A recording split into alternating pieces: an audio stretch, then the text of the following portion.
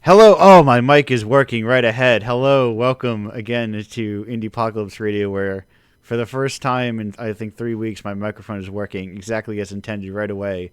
OBS is like, yes, we remember that you use a microphone on the show. Microphones being an essential part of recorded shows. Anyway, this recorded show that you're listening to, either live or at some point in the future, is, of course, Indiepocalypse Radio, the radio companion piece to Indiepocalypse, the alternative game anthology and associated errata. And also, I'm Andrew, the host of that aforementioned show and creator of the aforementioned anthology. I'm here with... Ooh, I gotta update the... I missed updating my cover wheel. I have to update my cover wheel with the latest cover. Well, we are here with a series of guests continuing my unofficial MagFest streak, I suppose. What do I want to call this? My MagFest guest special, of which is people that I met at MagFest, and I was like, hey, you should be on this thing. We are here with a developer you may know from the game, The Immaculate Drag. It's Ian McCamick. Ian, how are you doing today? I'm doing very well. Glad to be here. Glad to have you. In some ways, long. Let me do them. I was gonna let me do the math and let me see when somebody told me about. If people are unfamiliar, how would you describe the Immaculate Drag? Oh man. Well, I would say that the Immaculate Drag is a walking, talking, smoking simulator about connecting with strangers over cigarettes in liminal spaces late at night. It's a small game about letting go. It covers a lot of different facets of letting go, and there are a lot of different angles which you can approach it from, but fundamentally it's about creativity and longing and becoming, I guess, unstuck in life. Yeah, it is. I was looking up when a past contributor for the show, Worm Food, mentioned it was about a year ago. So it's not too long in terms of me catching up on things. It's incredible. It's good to hear that the word of mouth was going strong. They were like, "Oh no, you have to play this game," and so I think maybe that day or like a week later, I was like, "Oh, let me just buy it. It's like $5, or not even. It's $2. Oh, that's even cheaper. Fact, if you're in the U.S., yeah. Yeah, no, and it is like, I think we're like, yes, that's like a practical. I unsurprisingly think a lot about like small scale publishing and like small scale design of like sensible design, and there's something at the end of your credits, within your credits, that I'm hoping to see a lot in games, which is hefty asset use page or crediting. Yeah, absolutely. You gotta do it. I guess unless you're an insane person that is capable of doing absolutely everything. But, the truth is that, like, I've worked, I do the indie thing. I've worked in AA and AAA, and, like, the use of third-party assets, whether it's stock sound libraries or even, asset libraries, stuff like that. I mean... it's a thing. There's no shame to it. Right. No. I think it's like more people. I think it should just be like how long does the game take?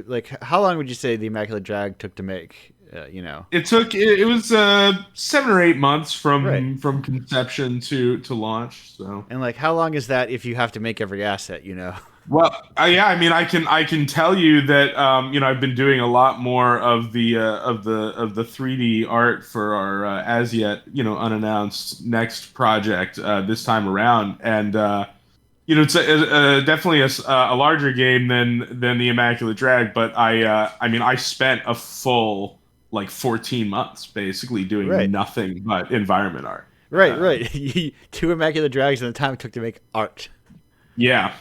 So yeah, it's like a thing. I'm like, I wish more people would like I think because like the negative connotation of like asset store flip, when it's like I think a lot of times if you're like you're just using it, it's like oh you don't notice, it's It's but true, and I mean, I think part of the difference too between a flip and sort of more professional or legitimate use of assets is that I mean, an asset flip can be. I mean, sometimes people just take like game templates off right, of game marketplace and just release those without actually doing anything with them. But if you use the assets as a tool and obviously if you're sourcing assets from a lot of different places, sometimes there's probably not a single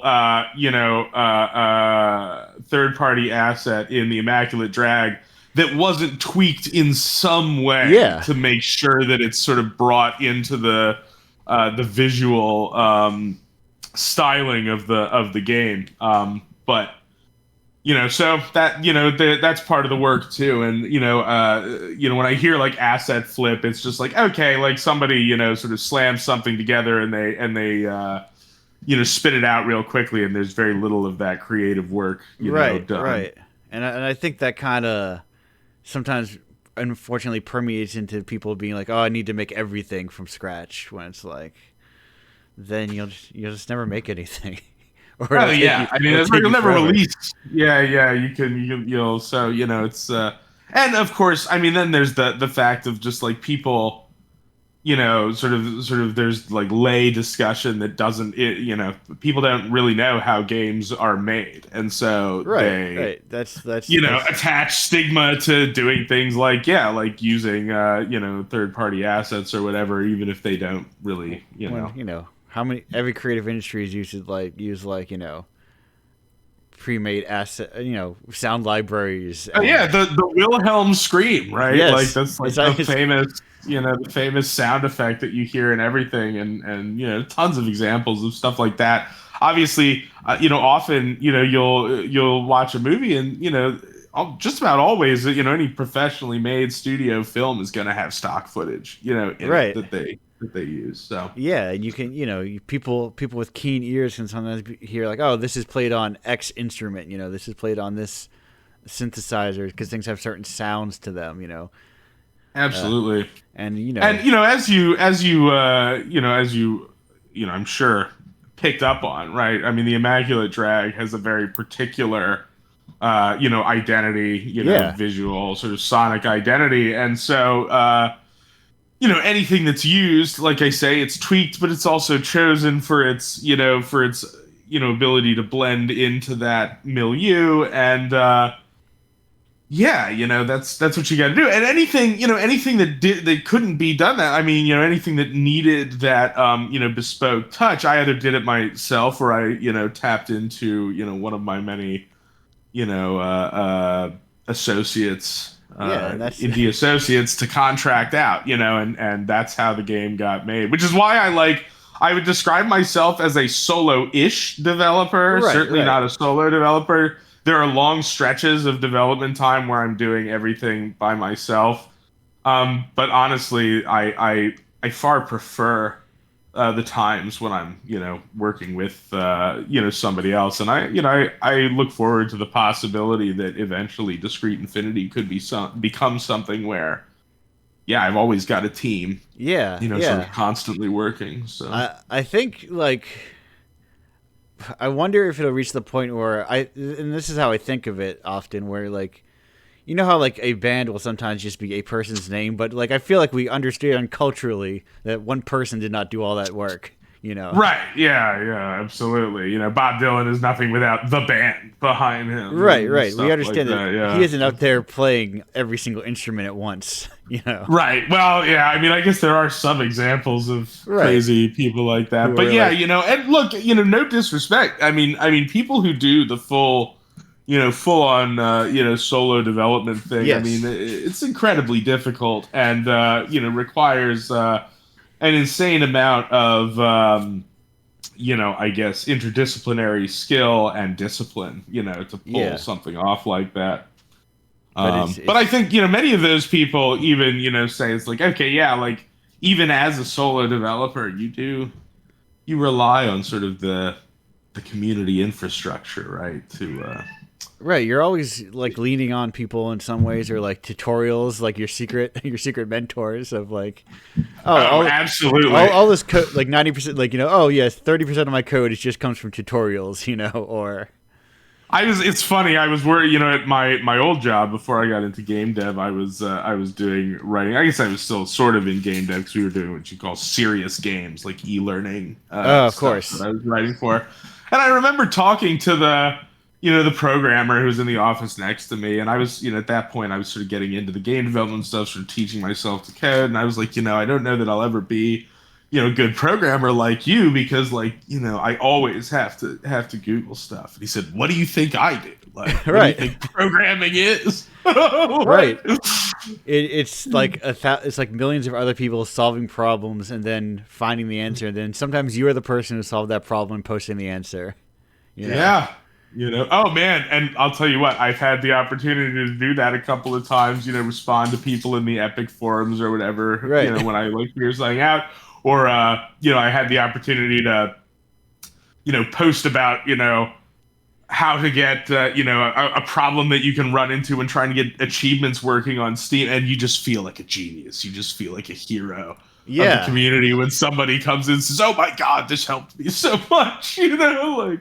Yeah, I have like a friend who's getting into it and is using Game Maker, which I use, and I'm like, oh yeah. Whenever they pitch an idea, I'm like, oh wait, I actually accumulated a lot of knowledge, and I'm like, oh yeah, so you just do this, this, and this, and it's like, yeah, so much of it like, it just like comes from other people. Like that's the indie essence of like collaboration. Oh yeah, I mean it's like I don't know, it's like being a musician and like going out and Yes. seeing like a cool live music set and like whatever the guitarist like whips out like a cool lick and you're like, oh shit, that's so cool. I don't know if the What? what the rules are on language here, Oh, but this is Indiepocalypse is an adult anthology. It's an adult radio oh, show. okay, We great, are great, yeah. So all anyway, you see a cool lick and you yeah. incorporate that into your repertoire and like and it's funny too. I mean, you're talking about using Game Maker, so I'm sure you get this. It's Yeah. funny how quickly it happens too. You start out and you're like, oh my god, this is like a huge mountain to climb. Like, how am I ever gonna know all of this stuff? Right. And then you blink and it's like 2.5 years later, and you're like, Yeah, I maybe looking at people who are just getting started, and you're like, yo, did you know if you did this and if you did that, it'll be, right, and it's also within my weird way of learning how to do it. So it's like, like the probably like imperfect ways, and everyone does things in their own like different like way of approaching things. Like I had, and it is, yeah, I had the true pleasure of the commission developers often have of being like, I've got like 4 months to make a game, when it really means I have 20 hours within those 4 months to make a game. right, Is, yeah. I was like, going weeks on end of like, I did not have any time to work. Look at that. Imagine that. But you can like whip things around pretty quickly if you're like got enough pieces together. Music It's is true, like, yeah. I think it is like a good like touchstone to like, you forget about taking cues from movies. People need to take cues from like music and like indie bands. And I was like, I was writing something for somebody like for like a grant thing. And like their pitch was like, oh, we're all gonna work on this, and then after we finish this game, we're just going our separate ways. Kind of like, and like no one's, it's like we're getting out of games. It's like, oh no, we just all want to work together on this one thing, and then we're just gonna do something else. We're not making a company. And Right. I think that's like a more malleable approach that some people can take of like, oh yeah, we're all gonna like, then maybe I'll collaborate with some other people and we'll meet again doing other things, but like, It's like a collective right. sort of approach. Yeah, no, it's true. I don't know, the indie scene has this fluidity to it, I think, which is basically what you're describing. That you don't get out of the more rigidly structured like AA and Right. AAA stuff Because that's all heavily corporatized and highly competitive. And one sort of, I was trying to explain this to my grandfather, who's like an old school businessman who right. like does not understand what the hell I do, either in my day job or in my personal projects. But he was like, trying to understand how like competition works within the indie community, and I'm like, yeah, we're not really like competitors in the traditional sense. In fact, like your best advertising in a given, whatever period of time might be if like a fellow indie developer with a larger following, um, picks up your game and likes it and like Yeah. talks about it, right? So it's like we're not trying to undercut each other the way that you see in a more traditional business environment, and obviously even in the AAA scene. I mean, the indie community has this fluidity, and it does allow for, I think, exactly what you're talking about, sort of spontaneous groups to spring up and work on little projects, Yeah. establish small developers to team up and collaborate in dynamic ways. It's Right. pretty Because cool. like as weird as it sounds, I think like companies are way more like precarious because it's like, oh, we have a budget, we have like our coffers, and then if those run out, we don't have a company anymore, we don't have a job, and then we just dissolve. Where there's the upside of the being broke and making art is you're like, oh, my budget is does not exist. You have nothing to lose, right? You I'm have nothing to right. lose, and these corporations, obviously they have the mentality of, well, we'll do this as long as we are able to keep the doors open. A single indie dev and their compatriots, can potentially say, well, we'd be doing this even if we weren't making any money off it. Many do anyway. So Right. yeah, you're Right. absolutely right.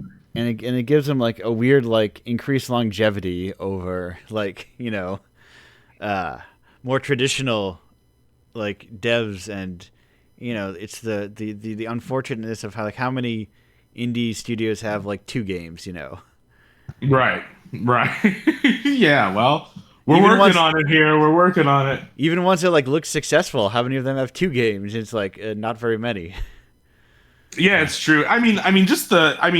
Look, let's be Yeah. real here. I mean, it's like a goddamn miracle any video game ever Right. gets Right. made, right? Like, and that's true. That's true all the way up to the really big like mega corporations. Like making a video game is hard, and many of the problems that indie developers face, AAA developers, I have seen it with my own eyes. They face the same problems extrapolated onto a larger scale, Right. right? And so, being able to overcome that, there are different strategies, and some of those strategies are to, become a big corporation and make big corporate games, and although, obviously with the state of the industry, that's, as you say, it's not the most reliable. No, But it's on the other hand, you have like, the scrappy underdog who's, doing it because there is no plan B, right? Like, and that's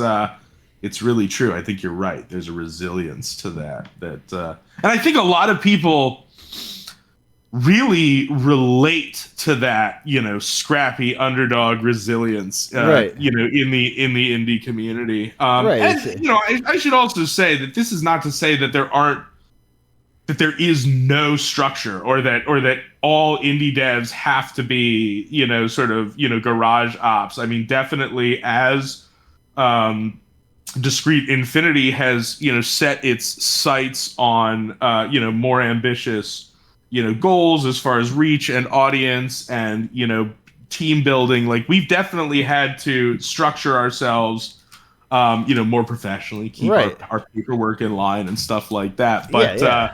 There's you like still have that scrappy independent spirit at the core of it that, people really, really vibe with, and right. really. There's there's the eternal question of what indie even means, and you just go, well, who knows? You know, do Yeah, you, I can't have this conversation again. Although I will say that like I actually encourage a a pragmatic and practical definition of indie, and I encourage that for a very specific reason, because my feeling is that like the goal in the definition of indie should be to get more resources to independent developers. And if you're right? going to do that, you really need to have criteria that are well defined.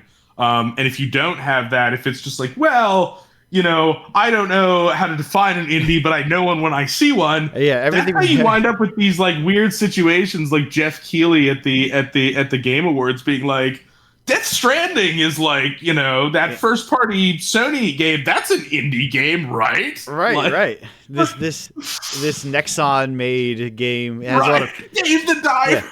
has pixels in it, so it must be indie. Right, right. And then like there's like the less tangible resources of like, in theory, like it's your best indie game, best new artist, best, etc. is like, oh, that's like a resource for people who are like trying to make a break. And maybe get recognized in like a critical sphere, but not a wider public sphere. And those spaces are usually Right. can break them. But when those are going to like Nexon or whatever, you're like, do they need it?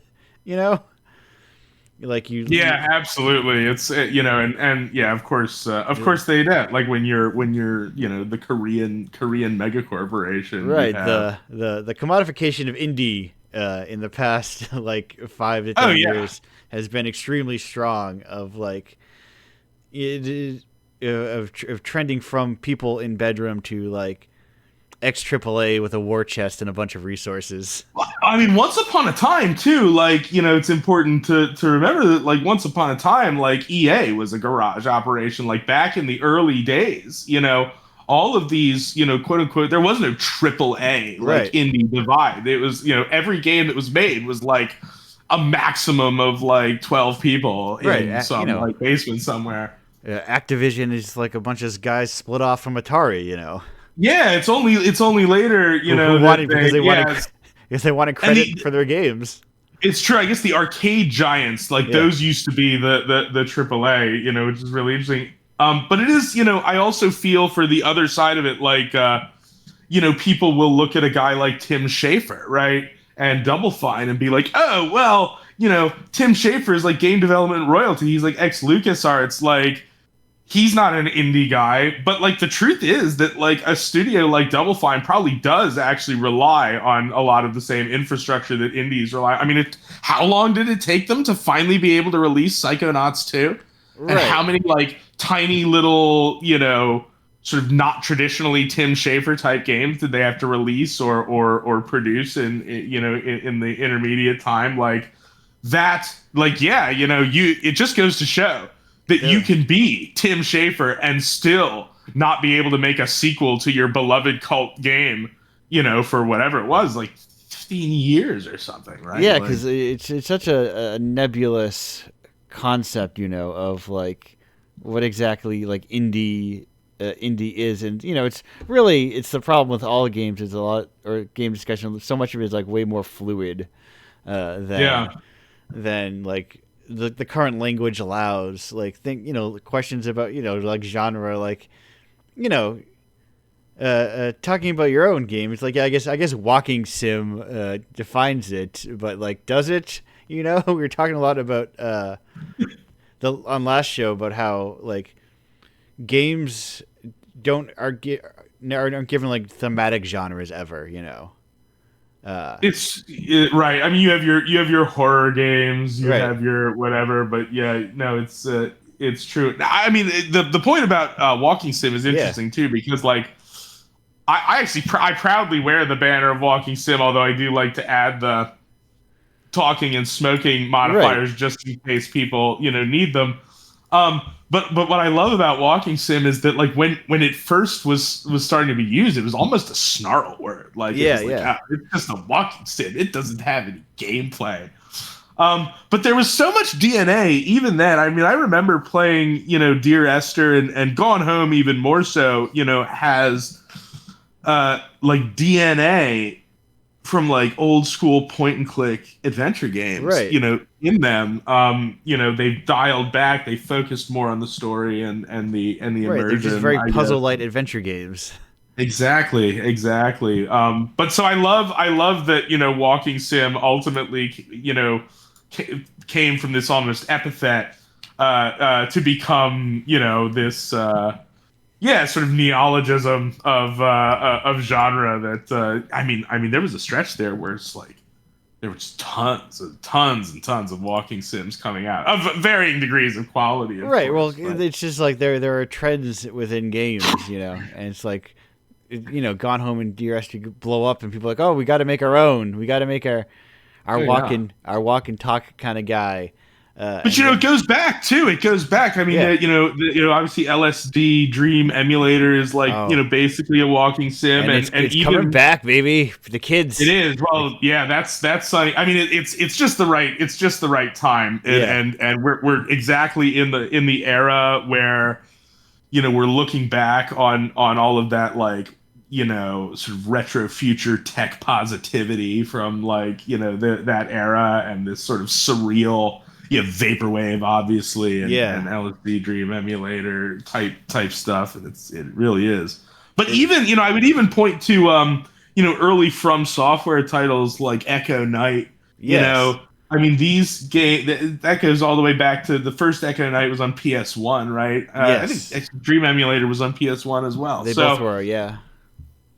there is, and honestly, yeah, it's got the puzzle elements to it, obviously, but I would even point to Myst, which was the very first game that I ever played with my mom when I was 3 years old, and like that game is so much more.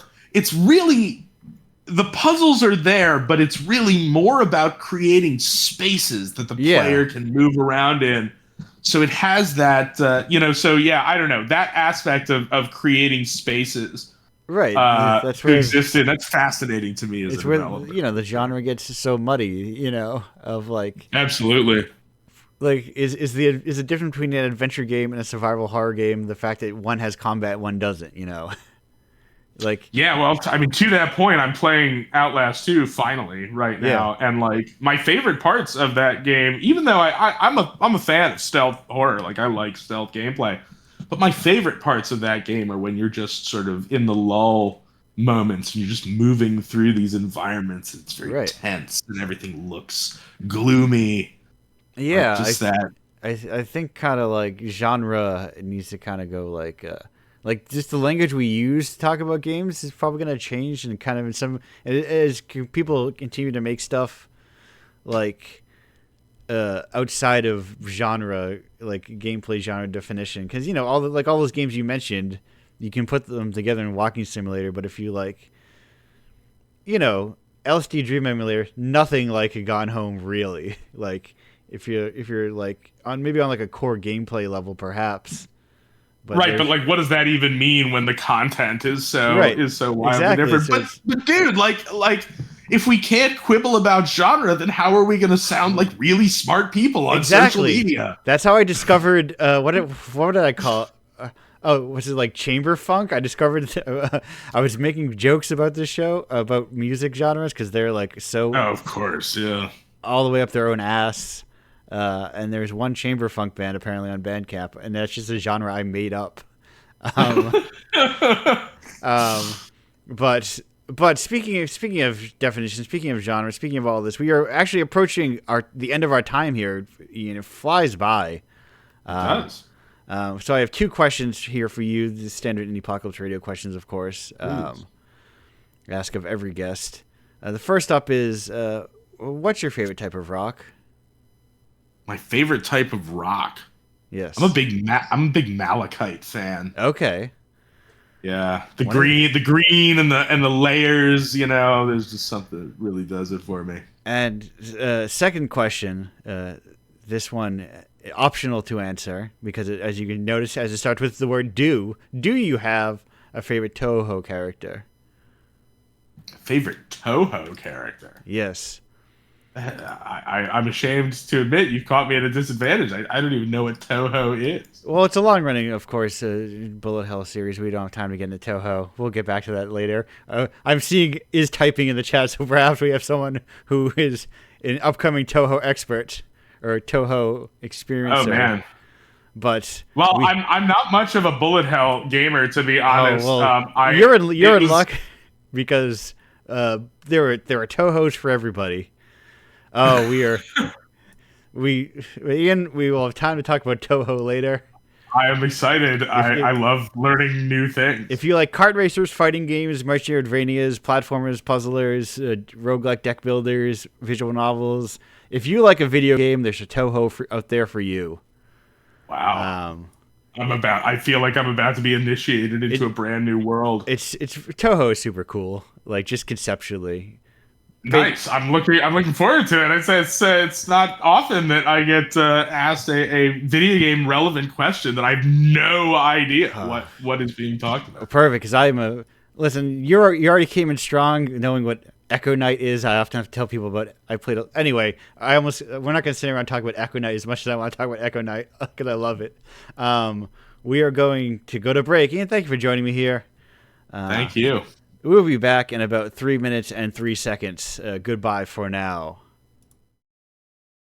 Open parentheses S, close parentheses.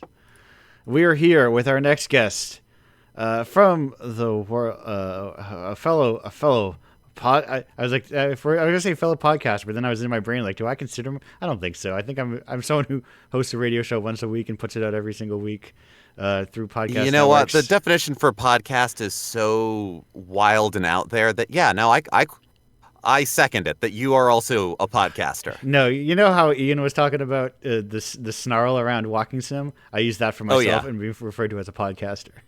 I am. I'm. Oh you, yeah. You'll never hear me. Guarantee you, I won't be advertising payday loans or fucking CBD gummies or whatever they hawk nowadays.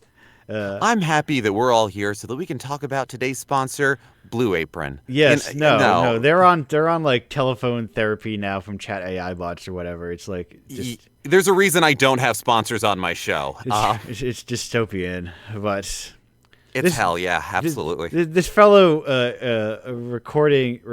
voice recorder and broadcaster, Jeff Moon. And Jeff, how are you doing today? I'm doing fantastic, Andrew. I'm so happy to be here. How are you doing? I'm doing great. I'm hanging out, having fun. Like this is the point. This is like the secret point of the show I mentioned earlier, so I could hang out with people. Because even if you see me at an event like you did also at MagFest, Yeah. I'm often very busy. Oh yeah, and then we remembered that we'd like spoken in person Yes. years before, but both of us were so punchy because it was the end of PAX East. That was like, oh right, yeah. So this is nice. I had literally, I mean, in that case, I had done another event in Vermont and stopped by at PAX East on my way back. Yeah, we were messaging over Twitter because you were just like, I'm gonna be there. I don't have a booth. Anyone wanna see what I've got? And I was like, Yes. yeah, let's go. Right. And then I was like, that was like the context that I was going there. And that was also my punchier days too of Oh yeah. of general. But now I was talking in the pre-show that I just don't even use social media anymore, basically.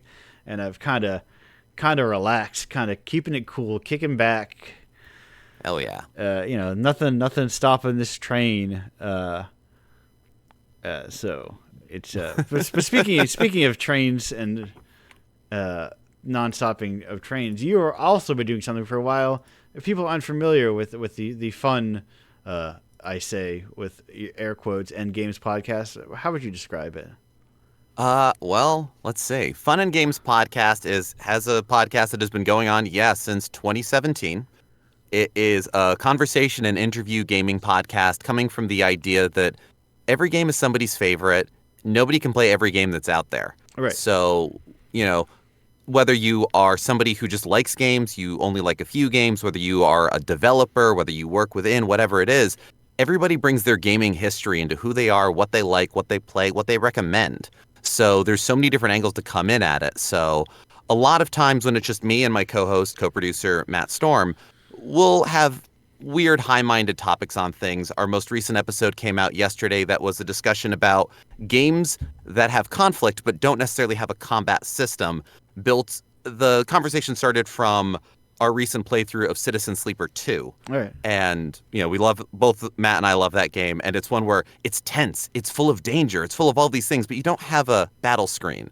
Right. And so kind of to what you and Discreet were talking about earlier on this, that idea of, we talk about genres of content and genres of game itself and all that fun jazz. But we also like to have indie developers on. And we also produce a series called Side Quests that is a different host every episode talking about a game they love and why they love it. Because it's very easy to put a lot of vitriol out into the world about a game. You don't like this game, you blast it, whatever else. But everybody's got those games that it's like, yeah, but have you played Sam & Max Hit the Road, the original point and click? I played a lot of point and click growing up. Yeah. I grew up with a Macintosh as a quote unquote gaming computer, so LucasArts and Blizzard games were kind of how I got by, other than like freeware and stuff like that. So I played a ton of point and click games, and so I might go on and for 5 to 20 minutes extol the virtues of Sam & Max Hit the Road, whether what makes it a good game, what made it an important game for me, or what have you. It's a really fun way we like bringing in people who are podcasters, who are game developers, or people who just like games. Who doesn't like a platform to gush about their favorite thing? And we just want to provide that for people. Yeah, because there's it's also that kind of thing. It's important because I feel like how do I put that? The gaming canon is very narrow and exists within the last 5 or 10 years. Yeah. And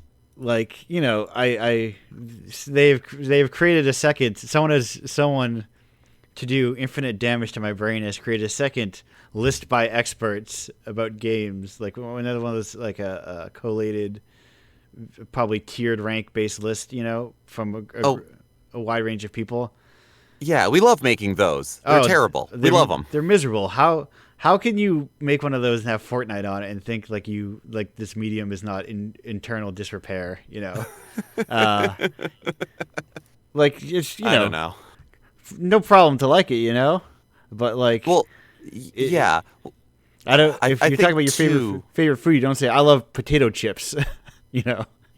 I mean, when you get down to it, for some people, potato chips might be their favorite food, but you can't say that, or you don't think of it that way. Right. Right. I always think of that Parks and Rec bit where it's like, oh man, I love butter. It's on all my favorite things. It's on popcorn. It's on chips. Oh, butter's my favorite food. Yeah, listen, like butter's that. good. Butter's great. But I don't know if I eat a stick of it, but you're right. But then you think like, if someone's asking me to for my list of top 10 games of all time, do I include butter on that list? Possibly, especially if like you get your top 10 list.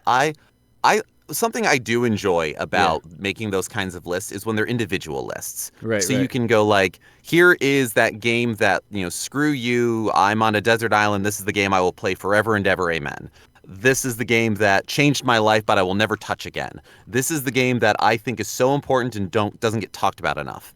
This is a game that only God can judge me about how much I love this game, and God isn't real, so fuck you, kind of thing. You make that list. So yeah, put butter on there, or put whatever so-called trash food is on it. No, I don't like Fortnite at all. I also don't like a lot of, online games in that vein. I'm very much a single player or couch co-op kind of person. Right. The kind of like eternal online thing. It stresses me out. Yeah. No, I pick on poor Fortnite because it can take the lumps, perhaps.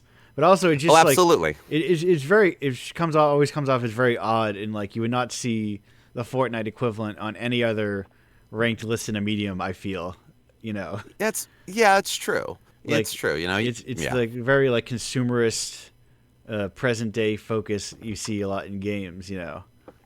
Right, but yeah, and I think for some people it might be, again, the personal experience. Is. Are most MMORPGs soulless cash grabs? If we're being honest, yes. But I've made a lot of friends and have forged a lot of friendships during my time playing way too much EverQuest and a little bit of World of Warcraft. Right. So the personal memories are there. If I was somebody who was of an age where Fortnite was the thing, that was how I bonded, not just with people online, but with the other kids at school. Like, one of my big lifelong friendships that I treasure so very much. Someone, from my town, we became friends in middle school. We were both the kinds of kids who went out for sports but got put in the outfield a lot. Yeah. And so at whatever like tryouts for the baseball league that year, I'd seen the guy around a few times. We're both standing in the outfield, and he's got a baseball cap from the local laser tag arena and a T-shirt that's Final Fantasy VII. So and the kind of kid who sits in the back of the outfield. It's like, yeah, same hat, same guy. Yeah. So that got us talking, and yeah, no, he was one of my groomsmen in my wedding. His kids call me Uncle Jeff. Like, we have been friends for, I don't want to think about how many years. Holy shit. Right. But it started from that, and so something like Fortnite, whether it's artistically important or not, I don't think it is, but it does forge those kinds of shared experiences. And whether it's Fortnite or Pokemon or one super obscure, browser game that's happening right now. I don't know. Is Newgrounds still making games? I think they are. Well, Newgrounds is like a platform, of course. Of course. So and there's those kinds of things. Still constant things on there. Right. And also I want to be, I am bringing a little bit of extra. I feel like you need a little bit extra snobbery right now. I am also someone who's like ultra jaded past like poptimism, and I'm like fucking done with it. That's fair. And like, it's just like, oh, that's how you get into like this consumerist cesspool that we live in, where only the most straight ahead, consumer focused stuff gets any funding. Don't get me wrong. Every studio closure announcement just makes me angrier and angrier. Like, please don't let my cheery demeanor fool you. I'm a deeply angry human, and a lot of that has to do with video games. Granted, I also like fucking last night one of our trio of films I watched last night was Cecil B. Demented, and I'm fired up and like, damn, dude, they're right though. And also, it's funny how evergreen that movie is. Like, if that movie came out like this month, like everything they say is exactly the same. Yes, they did take all the sex out of your movies and co-op your violence. When they're putting guns at people in the gala or the little mini gala, like, yeah, you just greenlit another video game movie and stop for making foreign films. Like, oh, there's stuff they're still doing, Yeah, nonstop. Yeah, the window dressing changes, but the house is still the same shape. Yeah, and all like nothing really changes too much, ever in anything. It's just like, instead of, it's, we're seeing it now as it might just shift from like comic book to video game as like the blockbuster of the day. The adaptation, yeah. And it's all just different stuff, Absolutely. And so a lot of this, I end up looking at it and going, well, what can I change? What can I do? And for me, that leads to create nodes, points, areas of positivity, of where you can, not pointless, not false, but the kind of thing of, if I go online, if I go on Blue Sky, if I go on Twitter, if I go on Facebook and go, I hate this game. Yeah. It's SEO focused crap. Now that game will get mentioned more. It's let things wither on the vine and spend your time boosting. Yeah, I don't need to hate play Fortnite. I'd rather, spend more time playing Spirit Swap and going, oh my God, this is so fun. Right, and that kind of thing is like, when you're online, you use your one post for like, oh, I like this one thing, because if you say I hate whatever Call of Duty, the person sees that you hate Call of Duty. If you're like, I like Spirit Swap, they see that I like to be like, oh, what is that? It's like the onlineness of it changes. Like, online is basically like a different mode you have to operate on. I know, yeah. that is It like really is. a different kind of like, here's how I'm going to structure my brain and how it operates and like discusses things. And it's also why I'm like, I can't do it. I was like, this sucks. Yeah. Also, where do people find the time? Like, I'm It's like, it. like Yeah. none of y'all have jobs. What are you doing? I mean, yeah, no, I have to be on social media because my Right. job is I'm a voice actor, and so Correct. this is a lot of how I find work. Right, right. And it's like, I have the luxury, I say, with the most intense sneer quotes, of a 9 to 5, I'm, which you is know, it's who, however and whoever it suits. You know, right, I right. know that I am not built for a 9 to 5. Yes, I am. Just Well, I'm not built for working, honestly. Why do I hate that we have to do this shit? Why do we gotta? there, there's work out there for everybody, but they unfortunately tier the work. And you know, there's plenty of folks I think who would be very happy doing what is considered menial work. But Yeah. if you compensate them well for it, it's work that needs to get done. Right. People do want to go to restaurants and want to get fast food. People do need their trash taken out. People do need, you know, the polygons rendered and the lighting system tweaked on the video game. Whatever it is, like, just, but you know, we Yeah. live in capitalism. We're not gonna get mired down in the gears of capitalism. It's a poor system. It's run its course. It it is a poor system, but I do like video games. So Yes, right. It doesn't utilize the efficiency to which it purports to adhere to. You know, it is like. So anyway, anyhow, I went to school for Right. economics. I went to school for jazz. So No, I went for a theoretical. I mean, something I was good at. It was something I was good at, and it got me a degree. So, Well, but there you also go. it's like also yeah, none of it like fucking anyhow. The markets are not efficient in any way at all because No. billionaires are not efficient. Millionaires are not efficient. Well, Millionaires are inherently inefficient. You know. yeah, fair enough. Well, Yeah. and this is why I focus on art. Right. Because it is what I'm good at. It is what I went to school for, and it is the like. Well, look, I used to tell the cocktail party style joke that I studied jazz trumpet in college because philosophy sounded too lucrative. Yes, of course, right. And I mean, I know there are jazz bands everywhere. I'm tripping over jazz bands. Like I can't. Tripping over jazz band everywhere. So and they make so much money. Yeah, they're all. I'm tripping over them, and Totally. they're like, "Oh man, you just scuffed my gold-plated shoes." I'm like, God "Sorry." damn. Yeah, precisely. They're like, And don't worry about it. so- I just ordered a new pair right now. Oh, they regularly come in every other day. It's fine. They're on their last legs. Kind Yeah, of. Yeah. I mean, but I hear plenty of jazz bands on Bandcamp. There's tons of. So clearly, they're making tons of money. oh, totally. You know, you ever play in a 16-piece ska band and try to split what you got from the door amongst yourselves? It's insane. You don't do it. No, that I am doing the equivalent of splitting a $16 local ska band every month. I Yeah, know. you are kind of running the monthly ska band. I mean, Right. it's punk, it's zines, it's everything else, and Right. but it's still necessary. It's the way that we get the games out there. It's the way that everybody, when they get their shot at a bigger studio, whether that's 10 people or 1,000 people, like, well, what have you done? Have you been published? Here they are. Here we Yeah. are. You get the people that are putting things out there. I absolutely love a lot of what 6-1 Indie puts out as far as, they've got their showcases twice a year. They did the Indie Game Awards at the Right. end of last year. And, I chat with those guys pretty regularly, and a bunch of folks I mentioned this before we went on the air, like I'm on a Discord where it's mostly games journalists and we're all like sending each other recommendations all the time. Yeah. And still, that list of games that were just the superlative award games, I knew maybe half of them. Yeah, And then I started checking out other ones, and they rule. And I feel like in doing this 5 years, I live in a space that is even outside of the purview of like all of that, Right.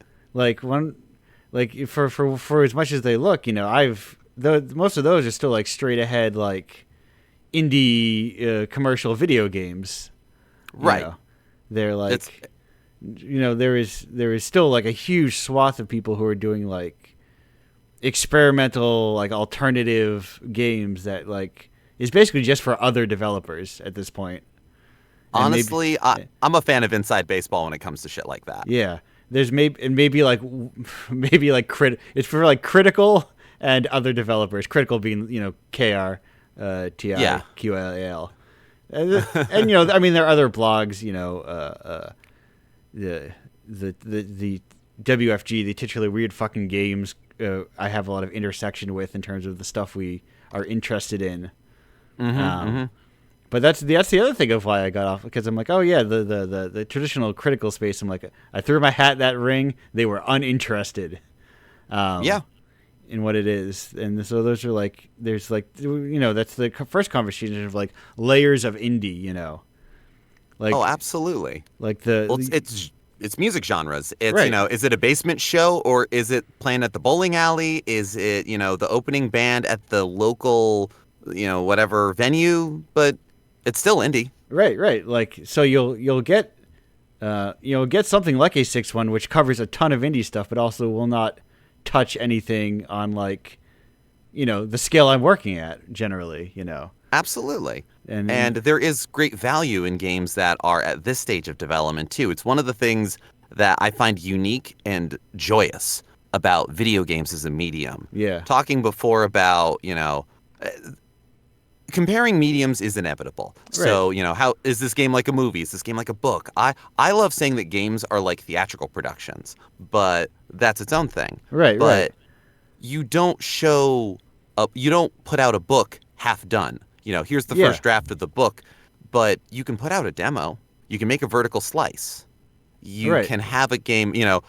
I loved UFO 50 from last year because a lot of those games could have been games on their own, and several others were good. But I don't think they could have stood on their own. But I'm glad I got to play them, and I'm glad it got to be in some kind of collection like that. Right. And that's a bigger, higher version of it, but still in all. Right. And I appreciate the stages. Yeah, and it's you keep within the theater metaphor or whatever. A lot of theater reviewers are probably also not necessarily going to like experimental black box shows. They're writing up what's on Broadway. What hits the Great White Way, and that is and that there are independent reviewers like that too. Right. I also have done performance as a burlesque performer. Yeah. And I was part of a show that was called Stripping in the Park with George. That was an all sung through Sondheim burlesque show. And it was in a small theater on the Lower East Side in New York City. That there was a theater reviewer there, which I find personally so hilarious. And also the things that were lauded and criticized, all of us are sitting there going, you're looking at the wrong stuff, buddy. But you know what? They were there, and this is what we all have to accept. You like, it trickles through every now. Occasionally you'll get like a Domino Club write up on Rock Paper Shotgun, but generally, yeah, exactly. But generally speaking, like the so much stuff exists, like it's the breadth of games of so much indie stuff exists outside of like the mainstream culture, Oh, yeah. But it's as much for, like you were saying before, some development is done for within the industry, but I think also as much for the people who just want some weird fucking stuff. Yeah. I'm a big fan of just going onto itch and clicking on the first browser game that pops up on the front page. Right. I know that is still something that comes up, but I have so much analysis paralysis, choice paralysis when it comes to, I should play something. Yeah. Am I playing it to review it? Am I playing it for fun? What do I do? What do I play? Let me click what's on the front page. Oh, cool. This is an incomplete idle game where I am building a wizard tower. Yes. All right, this slaps. I now have played it 3 times in the last 2 hours, and this rules. Yeah. Cool. And I mean, also, like, I know you don't mean this, of course, but like, your two examples, but like a lot of games on itch are also 100% done, Right. Like it is like, I think it sometimes gets, that's their trial games, that's their demos, when it's like, no, a lot of people, it's like, they're finished games. Like, these are 100% completed. Well, and I suppose Yeah. that is more of a thing of you get editions of games. Right. But if you are changing a film, you are doing a Star Wars special edition or you're doing a full-on remake. But Right. I mean, yeah, no, the Tower Wizard was the one I was just mentioning. No, it reached the point where it's just like this. It actually got to a screen of this is as far as I've got, Right. Right. which I really appreciate. It's just I got to play it, I got to try it out. I'm excited to, make more of it and do more of it. And sometimes you can make a thing and be done with it, and Yeah. it's small, and that's fine. It's good. It's as big or as small as it needs to be. I Yeah. don't know. Yeah. But speaking But of things that can be big or small, Jeff, I've got a couple questions for you. You've had time to prepare for these. yes, yes. What's your favorite type of rock? I think Opal. Okay. It's a nice album by Syd Barrett, and it is also a very common crossword clue. I really like doing crossword puzzles, so I see it all the time. And that's just okay. And follow up, secondary Yeah. question. I was gonna get too far into anyhow rock, other types of rock. I should do a survey at some point to see, like, one of the stats I would like to wonder, like, which rock do people trend towards, and like how much does the first person deciding on a type of rock they discuss? Because you could say, oh, my favorite type of rock is prog. Oh, absolutely. And let me tell you about I Syd mean, Barrett. But yeah. the next question, of course, do you have a favorite Toho character? I unfortunately do not have a favorite Toho character. That is, there's a lot of franchises in my life that I look at it and I go, once I step in there, I'm getting caught in the riptide. Yeah. I know Toho's one of them, Oof. so I got shit to do. Yeah. But it'll happen. Yeah, and a lot of them are super quick, relatively Exactly. speaking. But anyway, Yeah. Jeff, thank you for joining me here today. Thank you so much for having me. This was wonderful. We're going to be going on hello, everyone, and welcome back to Indiepocalypse Radio. That was Lars Stevenson and the Cans with Landsize Long / The Dig. We are here with our final guest of the episode. I can finally get back to you from Indie. What number was that? From Indiepocalypse number. I think it's 60 or 6. It is 60, It right? was 60. It is 60. Yes. Yeah. With Nadine and Diamond in the Grave. It's Ariete. Ariete, how you doing today? I'm doing pretty well. A little sleepy, but pretty well. No, I am in the luxury once again. I say with intense sneer quotes of having to get up at 6 o'clock every day for work. So I am used to waking up early in the morning, even on weekends. On weekends I get up at 8. I go wild. My sleep schedule's been all over the place recently. It probably did not help. I took part in a game jam recently. Yeah, those especially if it's like a weekend one, it really crams you for that weekend, you know. Yeah. But It was like a 3-week game jam. okay. Oh, was Yeah. that the Selena and the Strange Tower? I'm looking at your screen right now. Yeah, it was the Trans Joy jam. Yes, I've been seeing a lot of those. I'm a real feed hound in terms of like checking my feed constantly. And I've seen a lot of Trans Joy Jam trickling through the feed. So my assumption of what we're talking about. You've made games previously, worked on games previously beforehand. But before we get into that, the comfort of the question, which I'm used to opening up with, which is, and I think I may know the answer to this, the exact answers. But how did you hear about Indiepocalypse? If I recall, I remember seeing it on Blue Sky one day. Okay, I think yes, I do know the exact answer to this Yeah. question. Because then you're like, okay, Yeah. I'll try it. I'm like, you should. Yeah, I was like, I should give this a shot. This seems cool. Yes, and speaking of things that are cool, tell me a bit about, if people are not me personally, but the theoretical audience that I am the cipher for, about Nadine and the Diamond in the Grave. Nadine Diamond in the Grave was like a Halloween project I did like back in 2023. It initially started as like a little bonus level for the game was based on Prototype N Yeah. back in like 2020. But the level with the one had like one level at the time. It was just meant to be just a bonus, like a little thing to Yeah. have or like a demo. But then I abandoned that when I realized I'm not gonna make it in time. Yeah. But then around 2023, I decided to revive that level again and see what I could do with it. And then it started to become its own thing. Started having its own campaign. Like the scope just kind of blew up. Right. I had my Right. friends helping me on it. So then it started. So then I decided I'm gonna make this its own little side story game. Yeah, because that is, and a lot of the stuff is like little, you know, side story. You know, Selena Strange Tower itself is a sort of, side story game, and Yeah,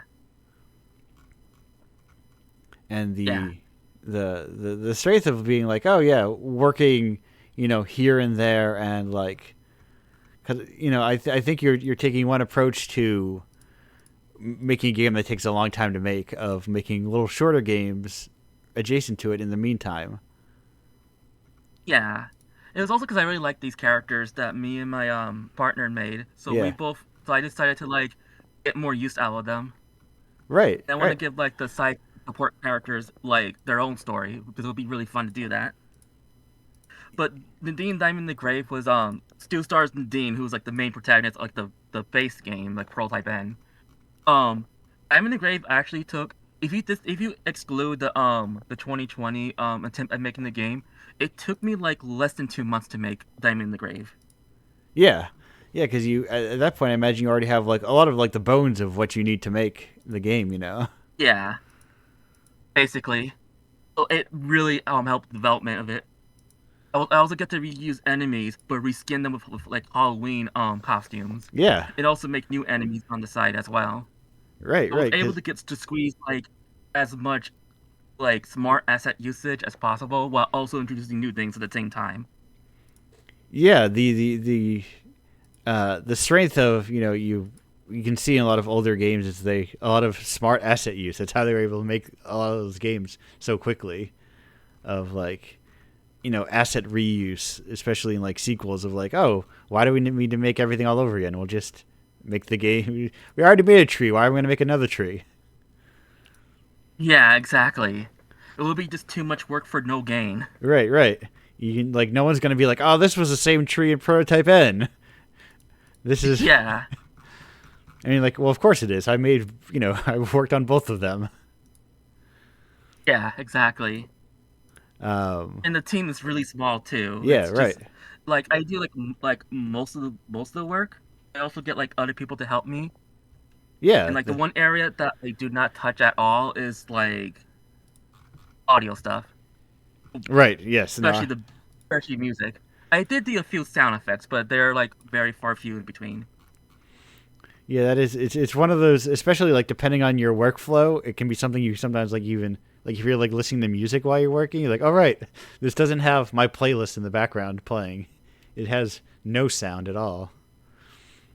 Uh, Yeah, so I tend it's to listen to music a lot while I work on games too to yeah, help me like keep that flow going. right, right, because you can also like kind of build your like uh, your kind of unofficial ideal soundtrack sometimes.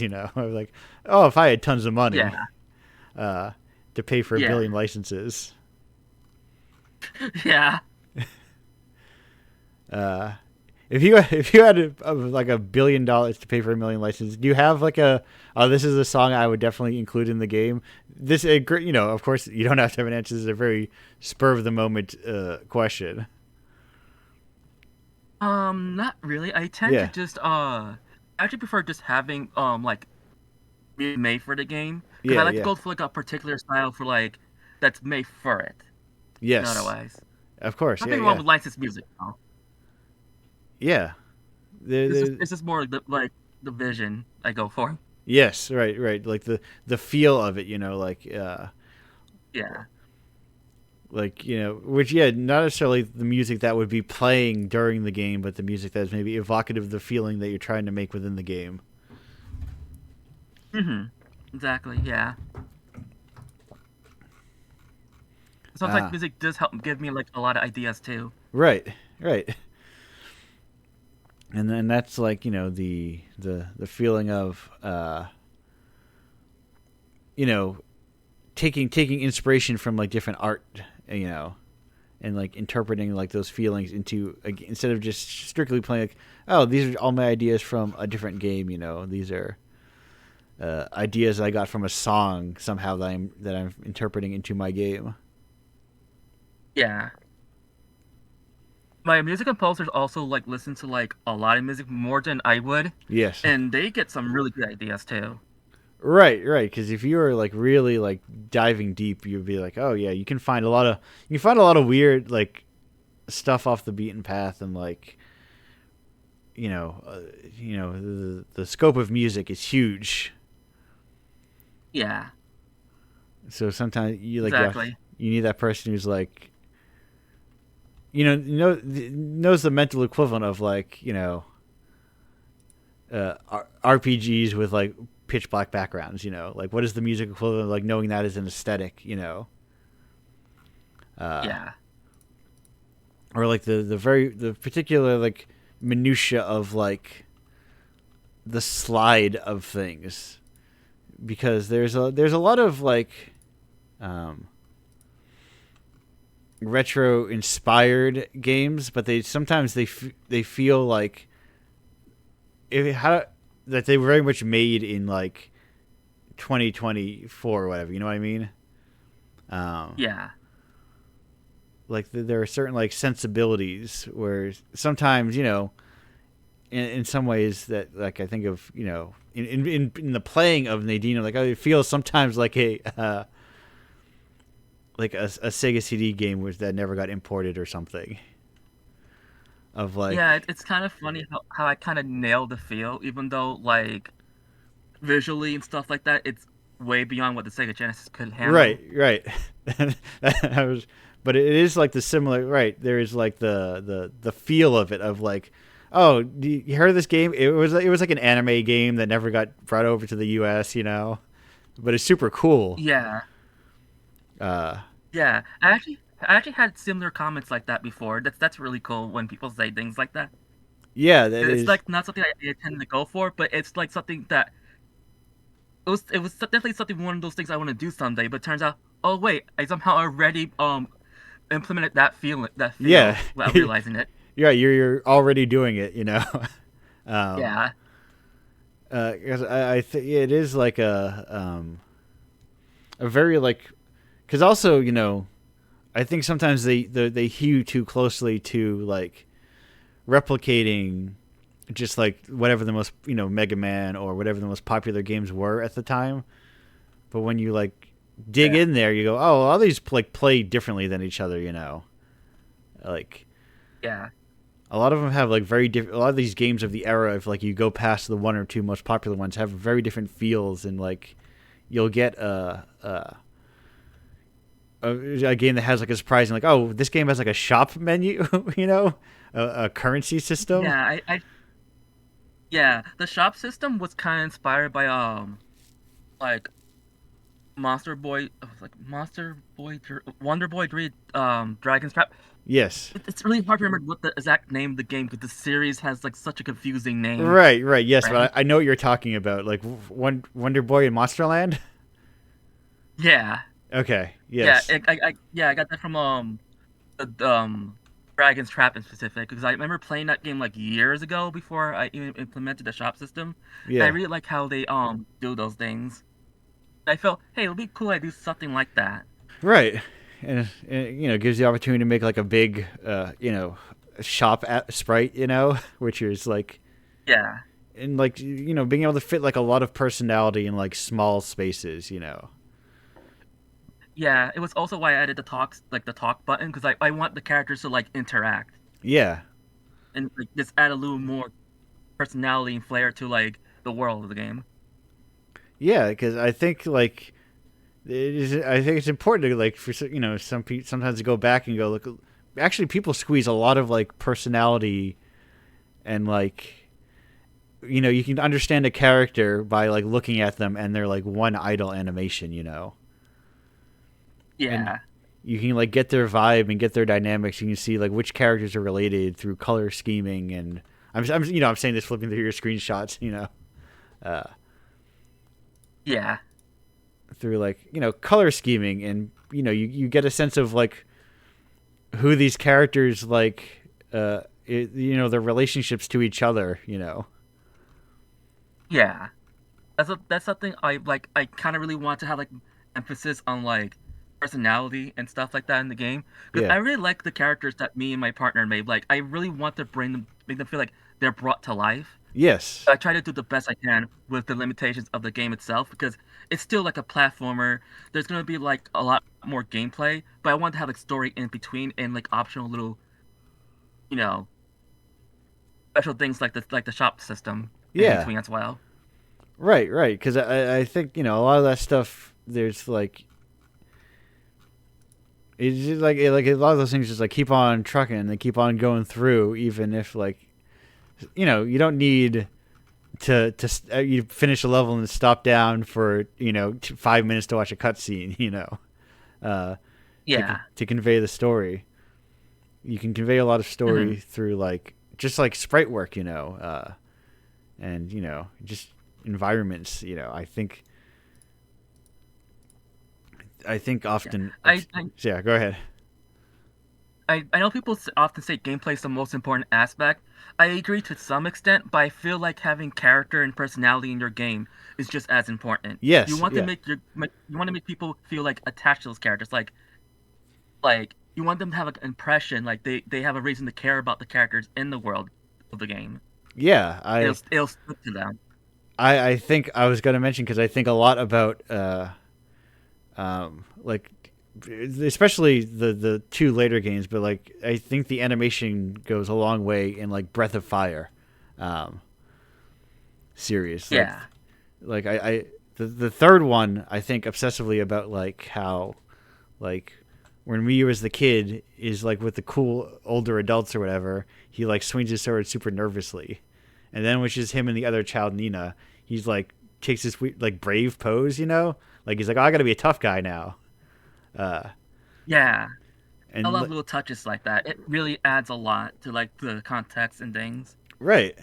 And if these characters were just like flat sprites, if you put that same context like the Final Fantasy 1 sprites, for instance, in that same context, or like Dragon Quest where you have no character sprites, like it changes the whole feel of it, even if the gameplay is exactly the same. Yeah, Dragon Quest is very interesting. I was going through like the Dragon Quest games recently. Yeah. Like, in like the HD remake of 3. Yes. I like that despite like how simple a lot of things are, but also like how it's first person most of the times. You can still like the imagination just kind of fills in the blanks. Too. Yeah. Yeah, I played through. The game leaves such a big impression on me. Yes, I played through. I think everything but like 7 and like 11. I think I've played through at this point. I went through like a whole Dragon Quest Odyssey in the like 4 years ago maybe. I'm still kind of going through the series slowly. Yeah. But my first one was like 4 on the DS, like back in like 2008 or something like that. Yeah. It was around the time that the remake came out. Yeah. My friend suggested that game. I was like, sure, I'll get it. And I played it, and I'm already hooked. Yes. Yeah. I think a lot about also in Dragon Quest. I don't know if they carried it through like any remakes, but in the very first Dragon Quest, like the final boss, like they convey, I guess, like how huge he is. Like the dragon is so huge, it's like stepping on the battle screen. That's pretty cool. Like it's just like such a mass. Like his. It could just be like I don't. I like to say it's intentional. Because I don't like to be like, oh, they just kind of did this thing by accident. But it's like the sprite's so big, its foot is like standing onto your command box, which like kind of like, oh, it really conveys like this thing's giant. This thing's like I did not paste it for the thing, but I put in like our little chat there. Yeah. Oh my god, that's actually kind of awesome. Yeah, and it's like, oh Yeah, man, I see what you mean now. like, and that's like a tiny little thing, and it's like the gameplay hasn't changed at all, like in terms of the other thing, but like, oh, you're like, oh, this is the final boss. He is huge. He Yeah, like, some little visual feedback, even it's like unintentional, yeah, really does add a lot to the experience. yeah, and that's what I think a lot about, like even like characters having little like idle animations, uh, is like goes yeah it goes like such a huge way, and and like we were talking about with Ian in the first thing, that stuff also takes a very long time, um, to do it all, Yeah. to make all these like very discrete animations for everything. So it's like it's also why games that have all those probably takes so long. Uh, but it lets you take a benefit where you can take like these little uh, all these characters and animations you have from Project N, and plug them into Nadine and give them like different outfits. Yeah. That was the thing I had like, a lot of fun doing was I designed Nadine's Halloween outfit in Diamond in the Grave. Yeah. And it was a lot of fun doing that because it definitely helped make the game have like a distinct flavor to it. Yeah, it is right. It's kind of like it feels, it's the sort of like almost like the Mario World reskin, after you beat Star Road and everyone's like a weird pumpkin guy. Yeah. The spooky Halloween version of everything. Yeah, I love that in Mario World. And then that all that is really like it's just it's just reskins of everything. Like it's Yeah, it like changes the feel like the game kind of, yeah, and it's kind of fresh that way. and like that, and a lot of it, and it's also like putting it in a different aesthetic makes it feel like while you could like in theory like have released those games as is in like with your standard animation style and sprites and just call it like a demo, like the skinning of it, it's like your Gaiden kind of classical sort of thing of like, oh, this is like a little different side story. Yeah. So like the art recontextualizes all in that way as well. Mm-hmm. But yeah, there is so much to games, and all of this. I'm just looking, and that is. So, do you have like a you've had people come and work on other things like Project N or like Selena. Do you similarly occasionally like hop over to like helping on like I helped on this game here and there as well? Yeah, I was like a level designer for Freedom Planet 2. I Oh, helped with okay. like 3 levels for that game. Oh yes, I'm familiar with Freedom Planet too. Right. The thing on your I was not on Blue Sky talking about not being on social media, because I remember seeing like, oh my, I'm like, Yeah. what? Oh yes, of course, that thing. That and that is and like that kind of thing. It shows in a lot of like design. There's like the what's the name of that contest? It's like a yearly contest. It's very like Sonic adjacent. I'm blanking Oh, on it it. was Sonic Hacking Contest? Maybe no, I forget what it was. There was something because someone was telling like, oh, Oh, we got to polish up our game for oh, this. it wasn't a contest, but you might be thinking of Sage Expo. That's what it is, right? Not a contest. It's like an Yeah. expo. Yeah, Yeah, it's not like actually a contest, but it's like still like a showcase for games. yeah, and like that's like a whole different like side aesthetic of like not all of those games are like momentum platformer, Sonic likes, Yeah.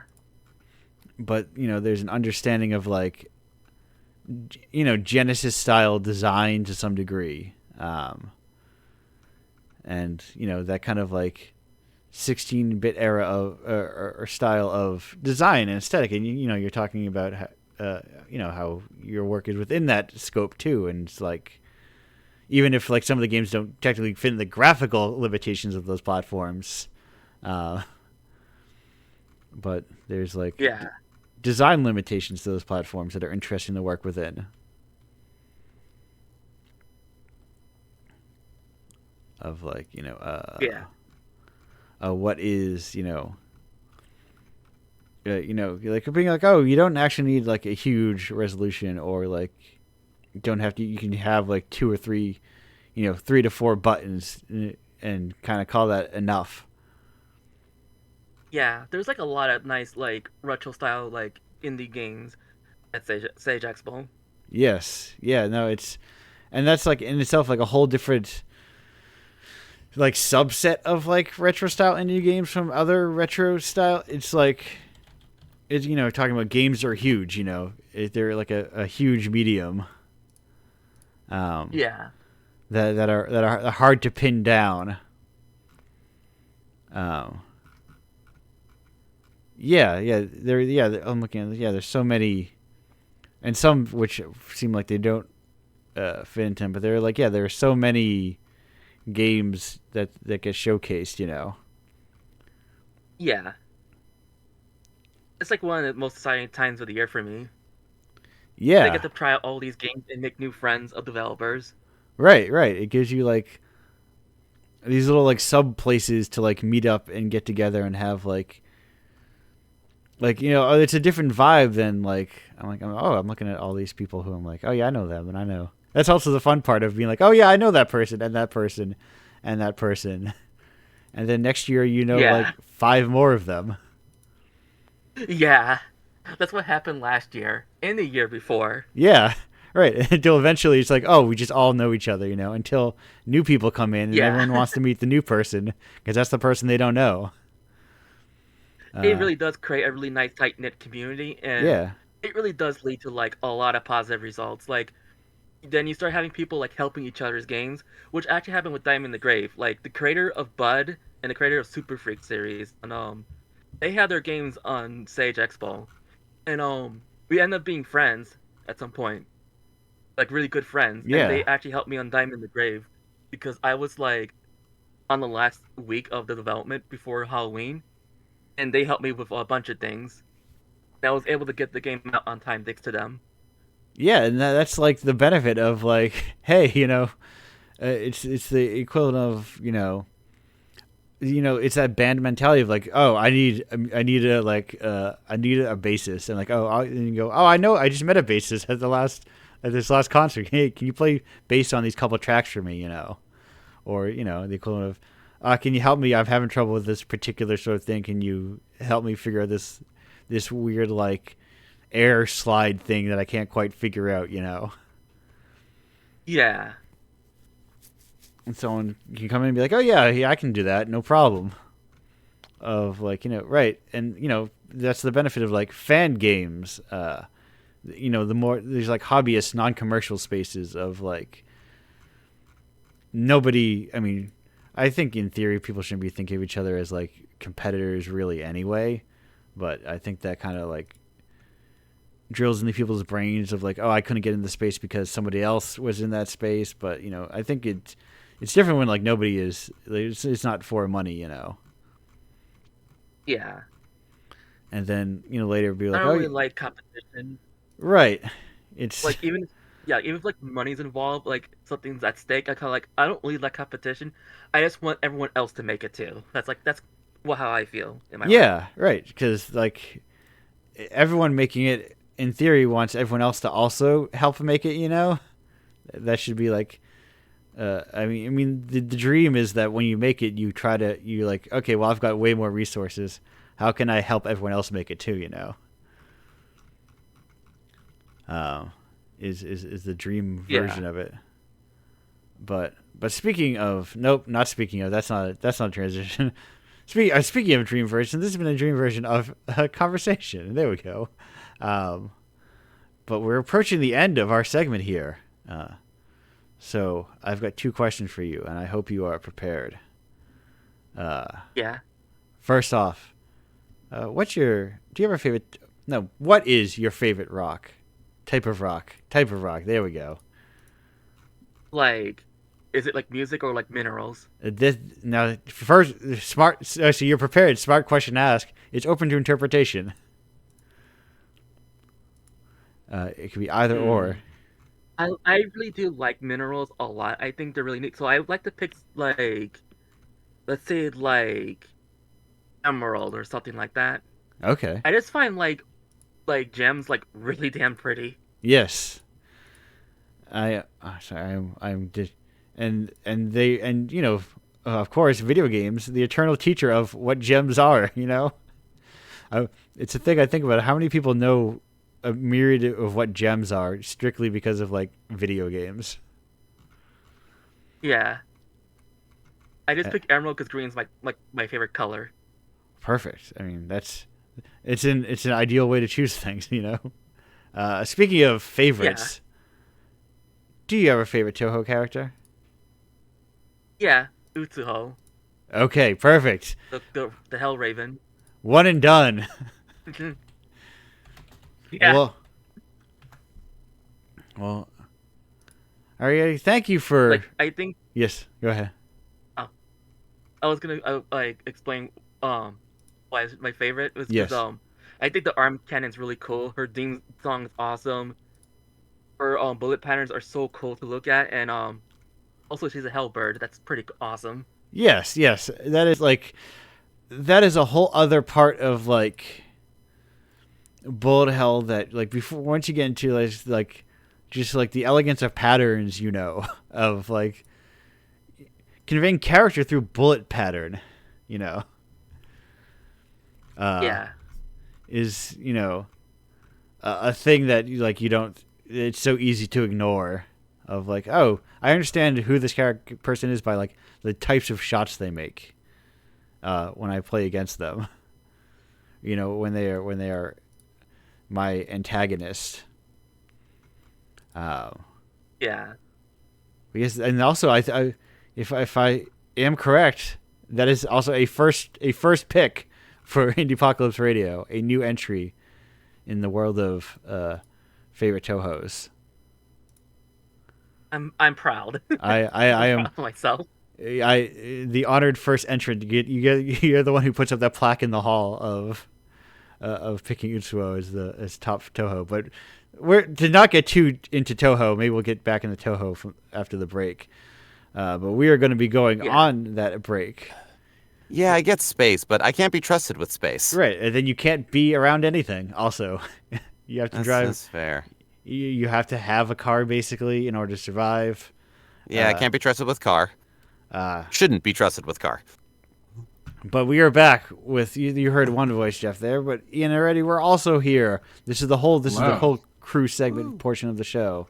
Welcome everyone. Talking about games are. Ian already. Do either of you have like ill-advised collections that you have accumulated over your life? I mean, I have a physical game collection. I collect for the SNES, the Nintendo 64, and the PlayStation 1 and 2. Okay. Nice. And I'm looking to expand into GameCube collection as well, because there are a number of GameCube games that I used to have that I really want to have again. Metroid Prime for GameCube being at the top of the list. I know I could play it on the Switch or whatever, but I don't know.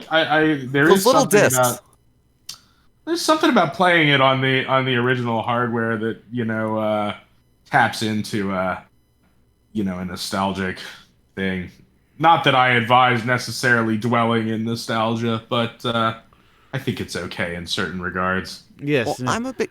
I was regaling last night of how I'm nostalgic. I'm a return guy, but only for scenes in movies where cars roll down hills and explode. And how we need more of those. That's fair. I'm also a big fan when going for retro games and whatnot. Yeah, there are those games where it's like, you can't get this for less than $300, and that sucks. But there's also plenty of your collection for the PS1. amazing. You can spend $20 and come away with 5 games that people are just trying to get rid of, and you're gonna get you're going to get your money's worth out of that just from sheer novelty alone, or new favorites, or like those things that were either budget titles, didn't have a good whatever, but they're worth checking out, you know? Yeah. So Absolutely. Yeah. And like, I mean, there are a couple of things. I mean, first of all, one thing I've found out, by, getting into game collecting is that, yeah, I mean, there are some expensive games, but you can actually, if you're willing to do the due diligence, you can often, either you can find those games being sold for less than they're worth, or you can, trade for them, oh yeah.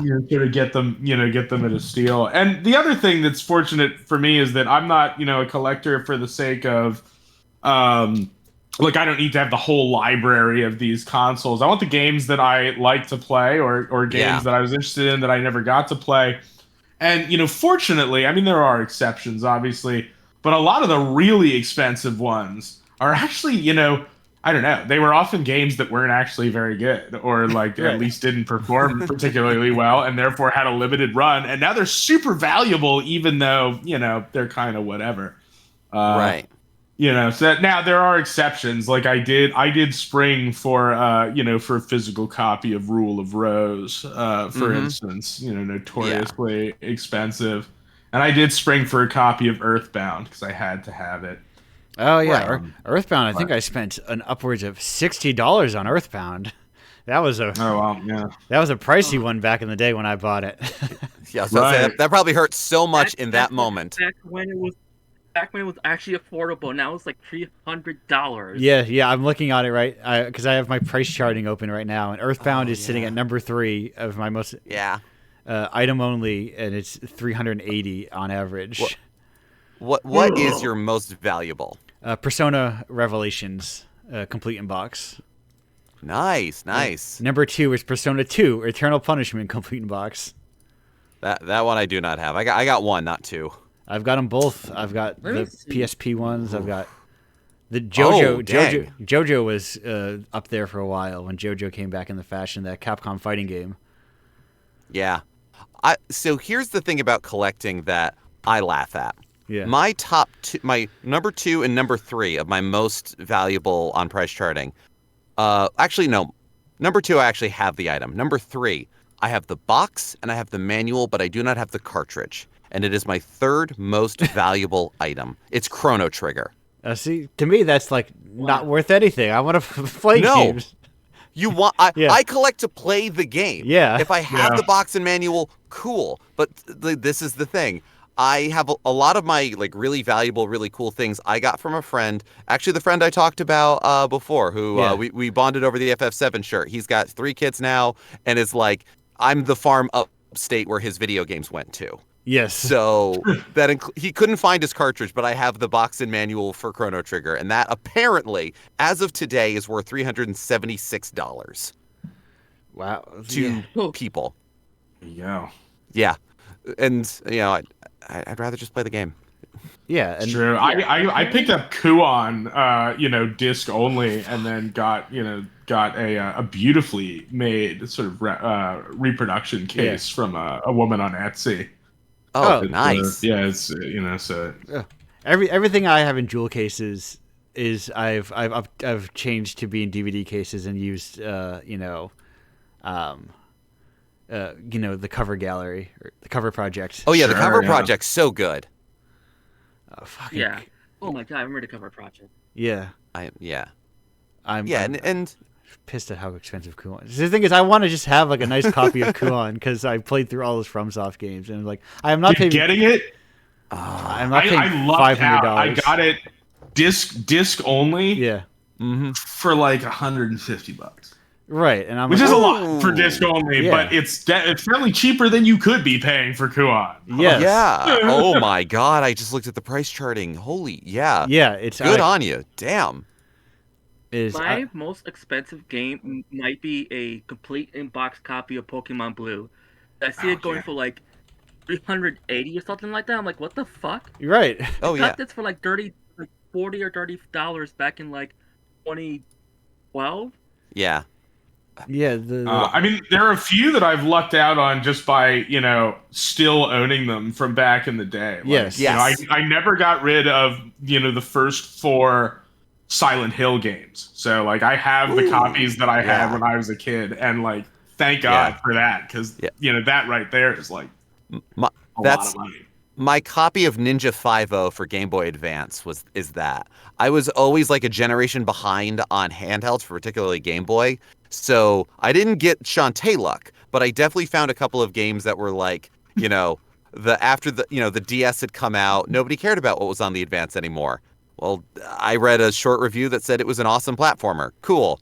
Now it's worth something, and Limited Run's doing another thing on it. Cool. Like, yeah, that's the one that I accidentally sat on. Right.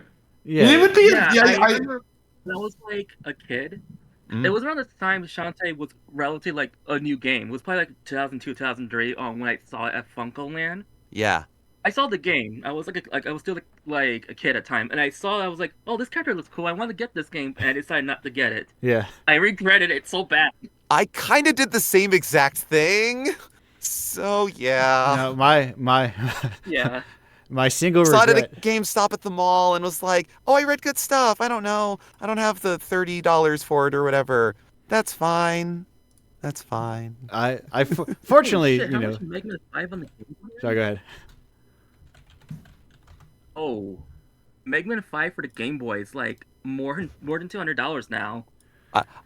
The nice thing about that is the copy I have is the Japanese copy. There is next to no Japanese text in it, and it is a fraction of the cost. Again, I don't need this to be valuable. Mega Man 5 for the Game Boy is a spectacular game, and people should play it. Exactly. yeah. That and 4. They're like some of my favorite Mega Man games of all time. Yeah, they really found something cool on the back end when they, like, the early ideas of it being a remix was nice. Then they really got fun with it. But, Yeah. There's a preservation dimension to collecting physical games as well, because even though there are increasing video game preservation efforts, first of all, a lot of that work was not done in the early days. So, like, I remember even Silent Hill 2 as an example, like reading about the process that led to the sort of infamous remastered edition that came out for Xbox and others. And apparently, they went to, Konami or the team and were like, yeah, so, can we get the source code so we can remaster this? And they were like, source code? Like, we got rid of that source code. Like, why would we keep that around? Like, oh, yeah.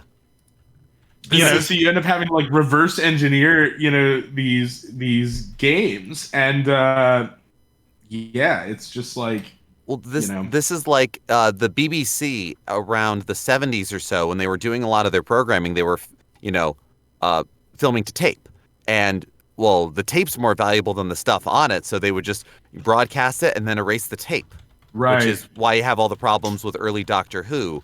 And one of the reasons why Monty Python and Monty Python's Flying Circus was so well preserved was the way they negotiated their foreign rights, so they needed access to it.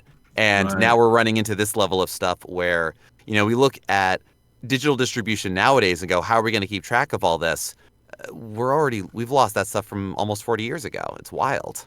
It's true. And I would argue, and I mean, this is an impressive feat, that the video game industry is, like, even, at least getting to a point where they're even more remake happy than, Hollywood.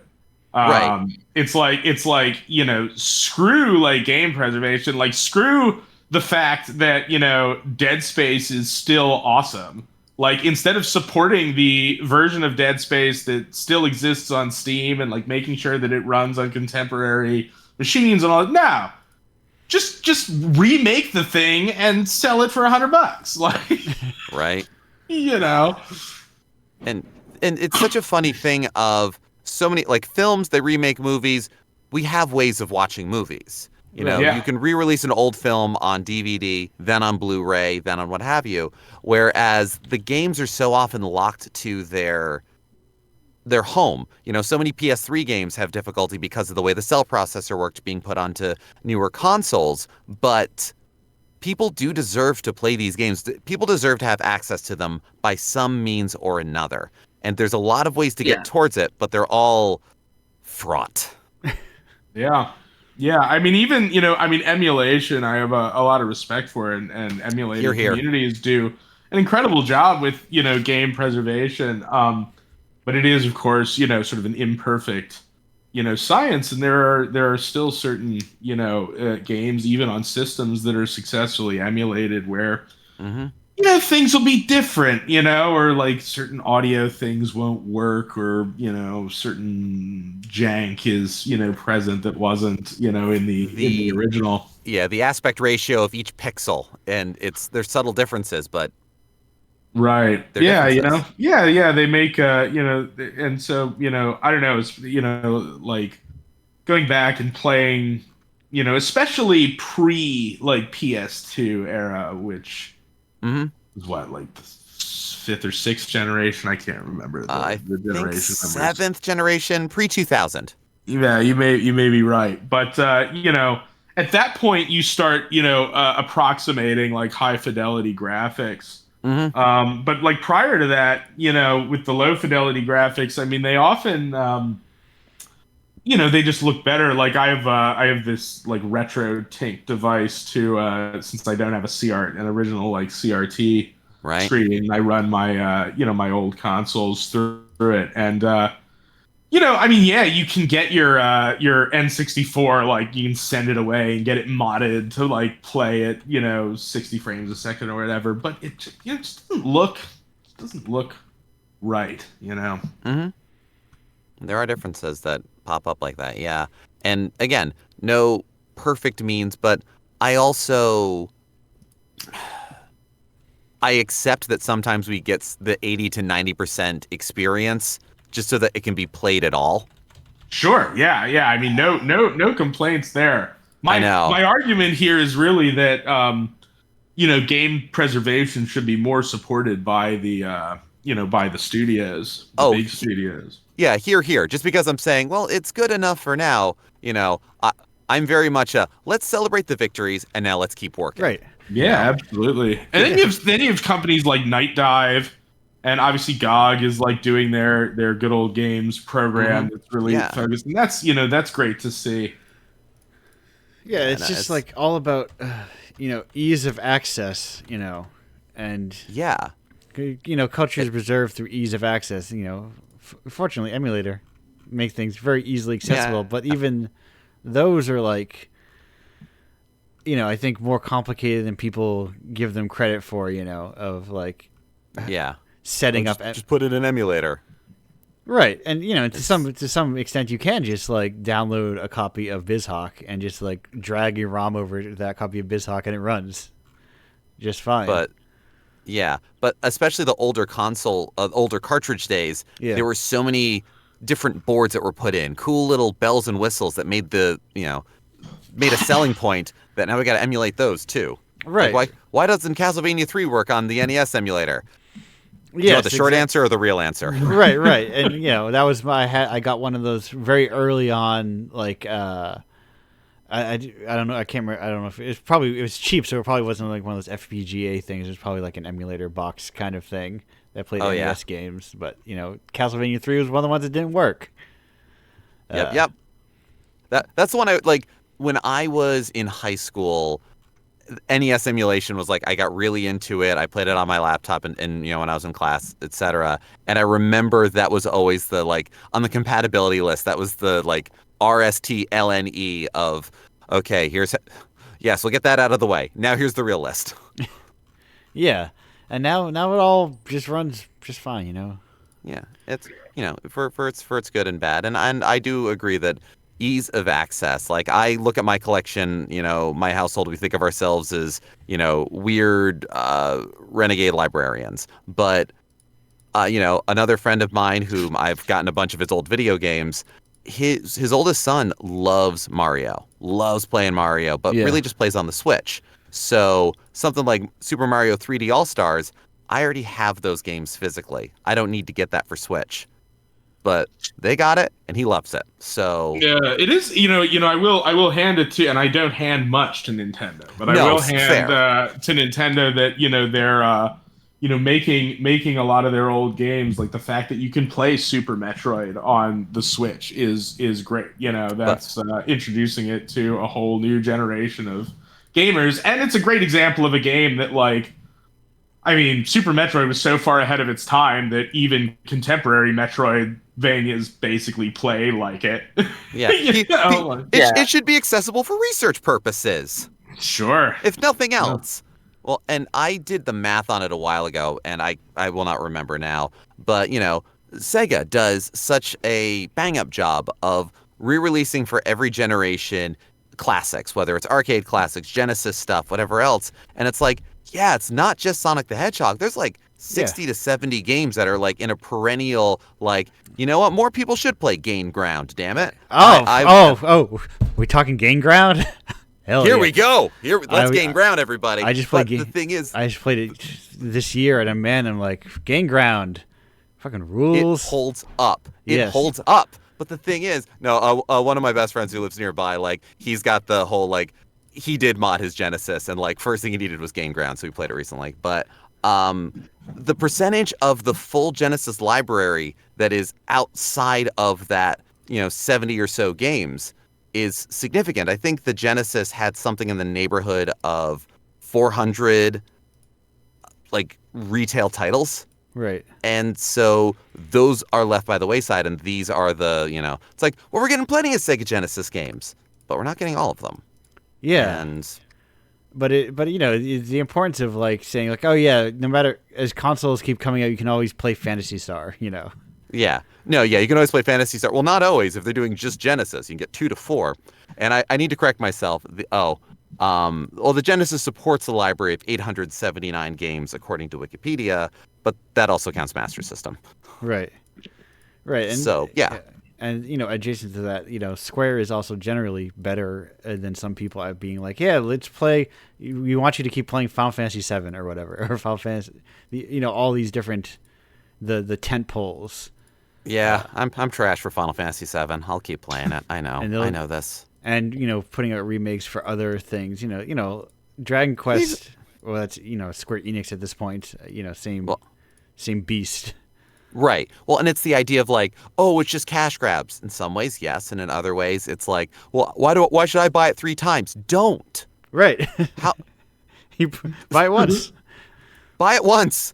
Congratulations. Play the Yeah. game. Isn't it good? Yeah.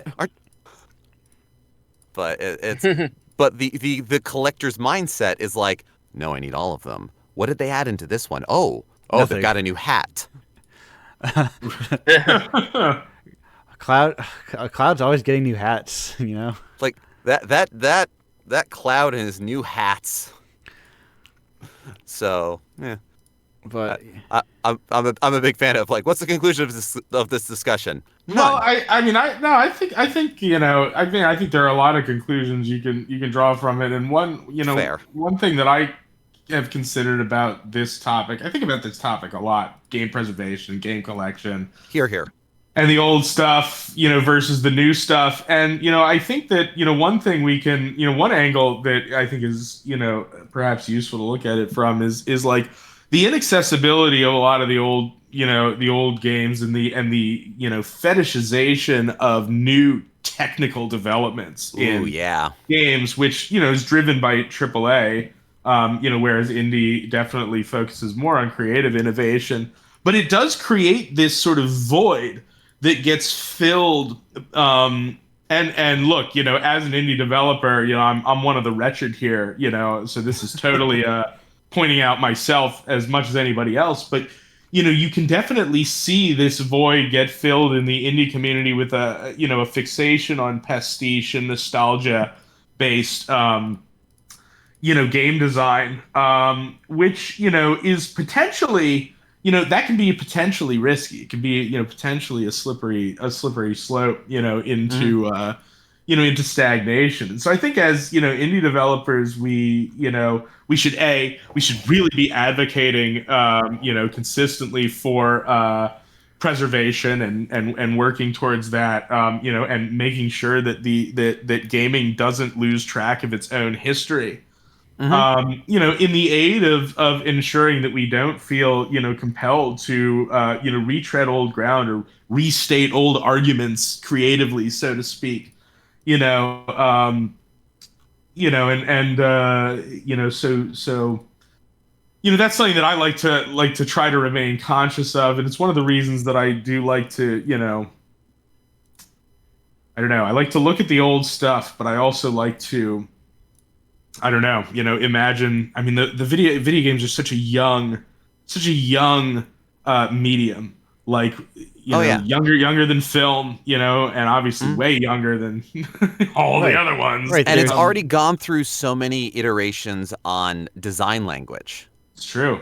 because there's- we do have genre of design. There's a insignificant number of people who are older than video games and still alive. You know? Yeah. I mean, let's not. So I guess I think the cautionary lesson from this is beware.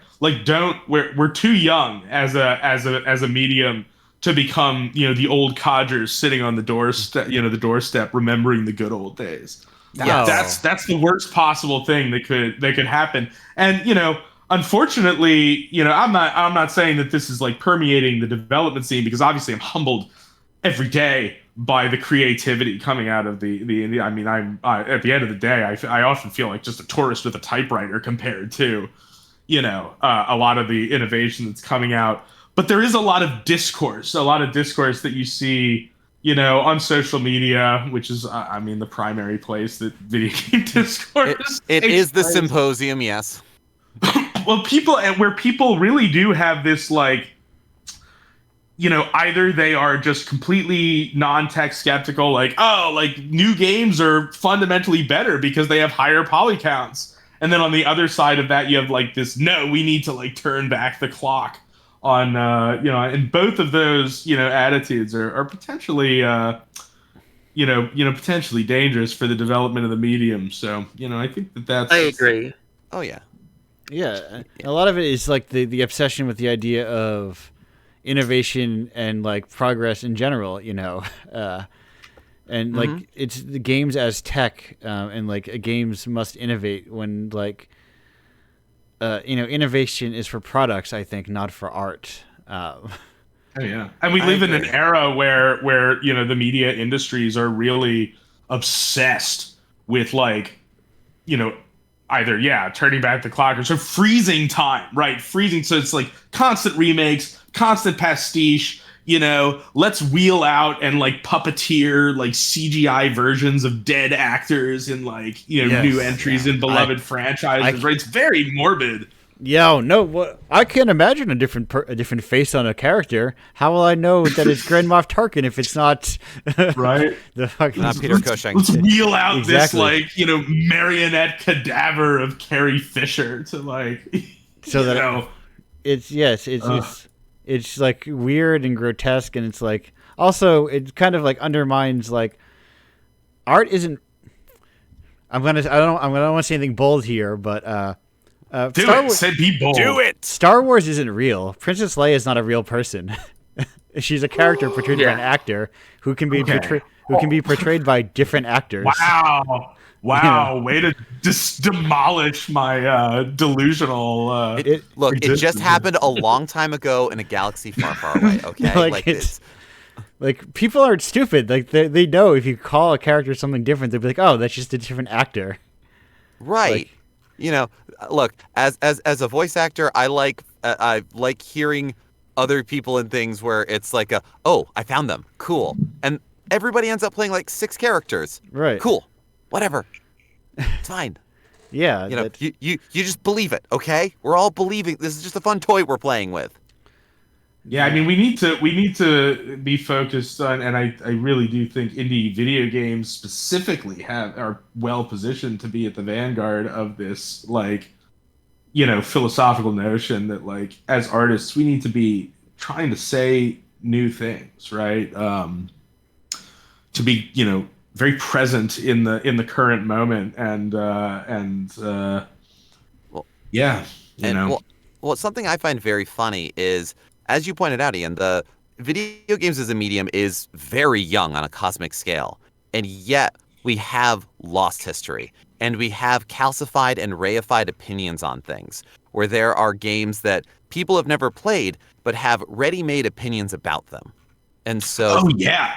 so there's something so funny about games that are they throwbacks? Yes, but there is looking at Famicom games and looking at sort of the context of what design was at the time, whether design philosophies or chasing what marketing idea that we're like, really? Everyone was trying to be that game? Okay, fine. And what was an overreach but sort of fell apart. And then games that nowadays will go, I remember when Infernax came out and I had a chance to interview Hunter Bond, the writer for that. And he was like, I know the pitch is, what if Castlevania 2 was good? Which Castlevania 2 has such a reputation to it. I've gone back to play it. It's uneven. It's a little, if you're expecting Castlevania 1, but again, you're going to be disappointed. It's not bad. It's not amazing. It's but obtuse. Also, right. It is definitely obtuse. And there's plenty of games now that take the old obtuse ideas, but make it more reachable, whether because technology allows for it or we have developed a more nuanced design language. The gamer language has evolved. You move to the right when you're in a side scroller, except when you don't. You choose to do these things, you try to do the maximal thing, unless there's consequences for kind of acting like a dick and running into everyone's house in a town in an RPG and suddenly consequences. There's interesting exploration there. And so I think you're right that we need to temper this in both directions. But I see nothing wrong in a vacuum of looking to those older things and going, what needs another chance? What needs to breathe for just a moment? Certainly, I don't want to come off as making a blanket statement against remake or remastering or even even there are examples of pastiche that are beautiful, right? Yes, it's very legitimate. But one point that you made that I just want to really underscore, because I think it's such a good point, is that the discourse and the reputation around games replaces the actual playing of the game. So people love, again, not to pick on it, but it's it's the most recent example I can think of. Like, people love Silent Hill 2, not even necessarily because they played it, but because they know that it's legendary and they know they're supposed to like it. Yes. And so you wind up with this like discourse around the remake, which I haven't played yet because it's very expensive, but I understand that it's pretty incredible. But you wind up with this discourse where you can hear people sort of deriding, the remake on bases that, make you realize that this person never played the original game.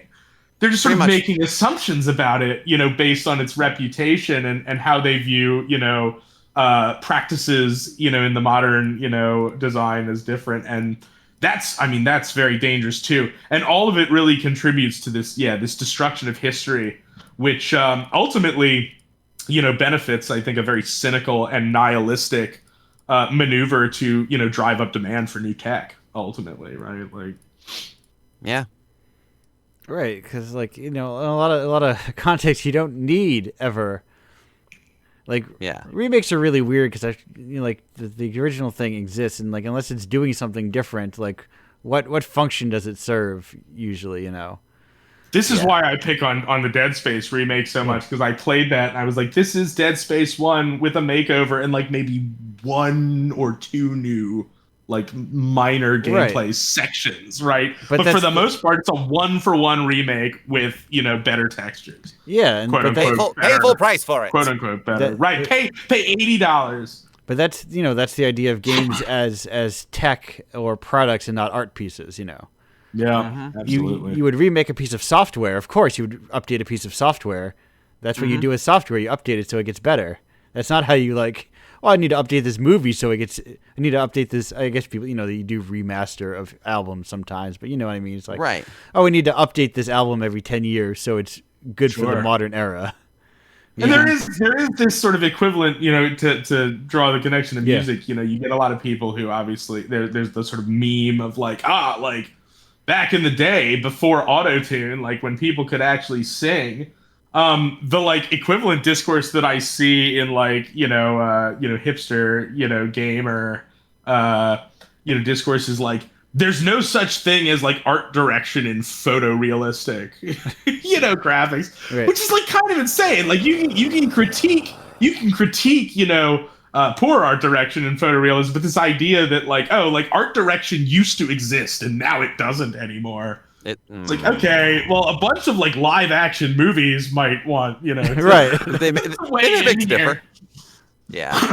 You're right. It's- But and so you get caught up in this. This is probably why it's good for you to like avoid social media as And I much thi- as possible. 'cause- That's where a lot of this shit takes right. place. And the thing is, like, none of it is, none of it's real. Like It's not, but it does inform, the actions and Yeah. the buying choices of real people, right. which does like influence, shareholders' interpretation of what they Right. are. It's- Immaterial, but not inconsequential. Yeah. Yeah. It's the weird thing where it's like not. It is very much like arguments made by people not playing things.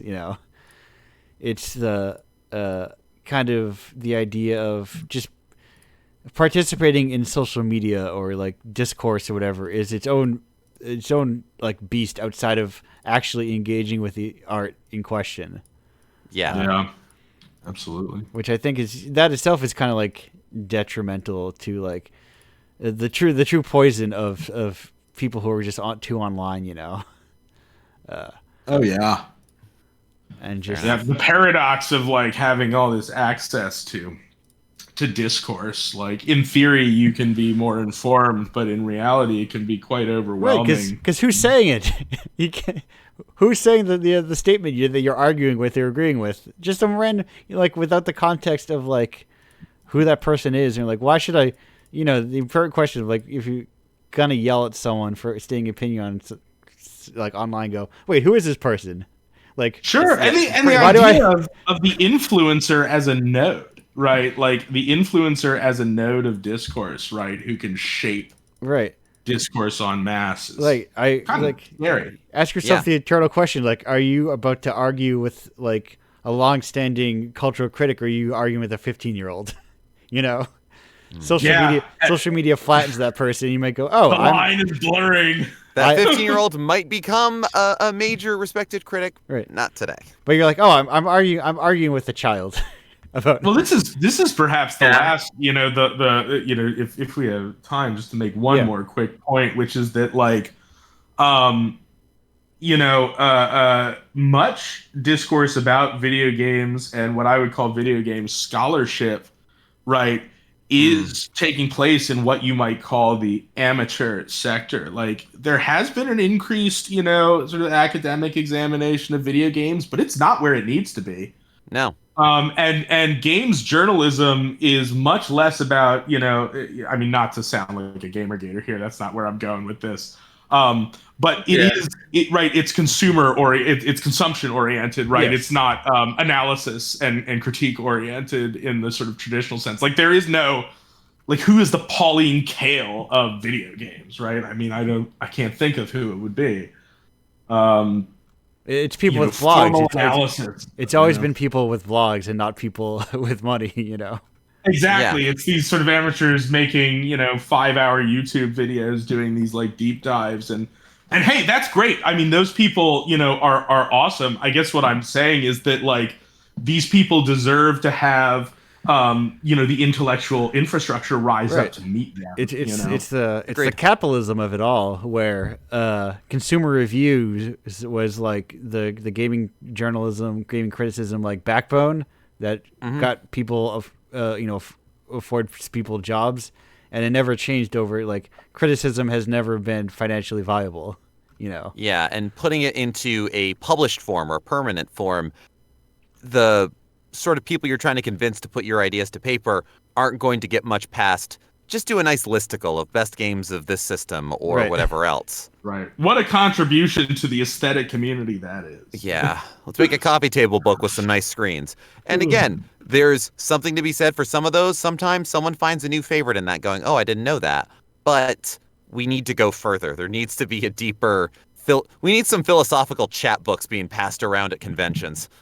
We're in the right venue for this too, because obviously one of the things that you do at Indiepocalypse is do these like physical releases of independent games and anthologies and stuff, and like that's Oh, my cat knocking over my water bottle. But that's such a crucial element, right? That's such a crucial element.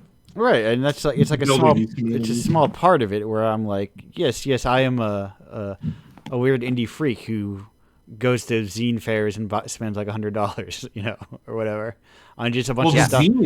Necessary. A bunch of stuff I've never heard of. Good.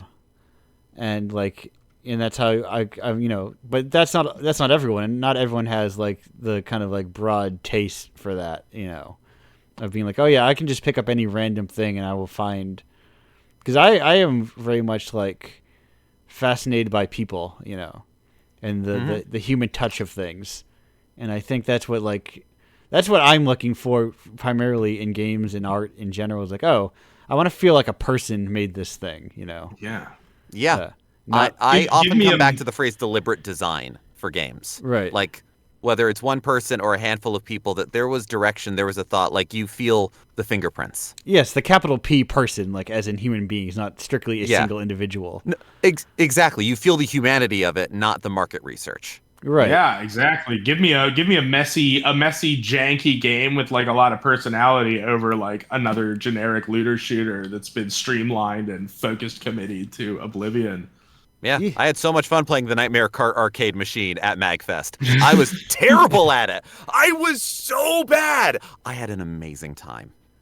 Yeah, I never got to play that, but I had the got time to wait see it in person many times. Yeah.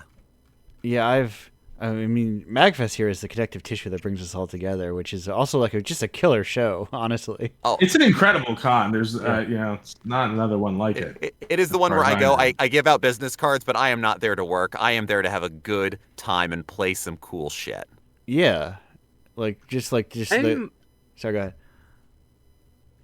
I might thinking of like next year to bring my game.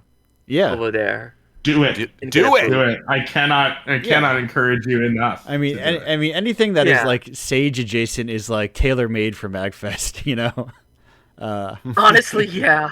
MagFest doesn't have that. It doesn't have that. Say, at least, look. Admittedly, both times I've been Velcroed to my Mivs booth, right, for most of the event. But based on what I've seen, it just doesn't have the consumerist focus of the big business conventions, big trade shows that you go to, right? And as a result, it's just such a good vibe. Yeah, most of the conventions that I cover are usually PAX ones, and that's got plenty of indie stuff. They've got the PAX Rising, that's cool. I usually come out of it with some fun stuff, but yeah, no, even that has a little bit of a like coming soon to your Xbox. Here we go. MagFest doesn't have it. Right.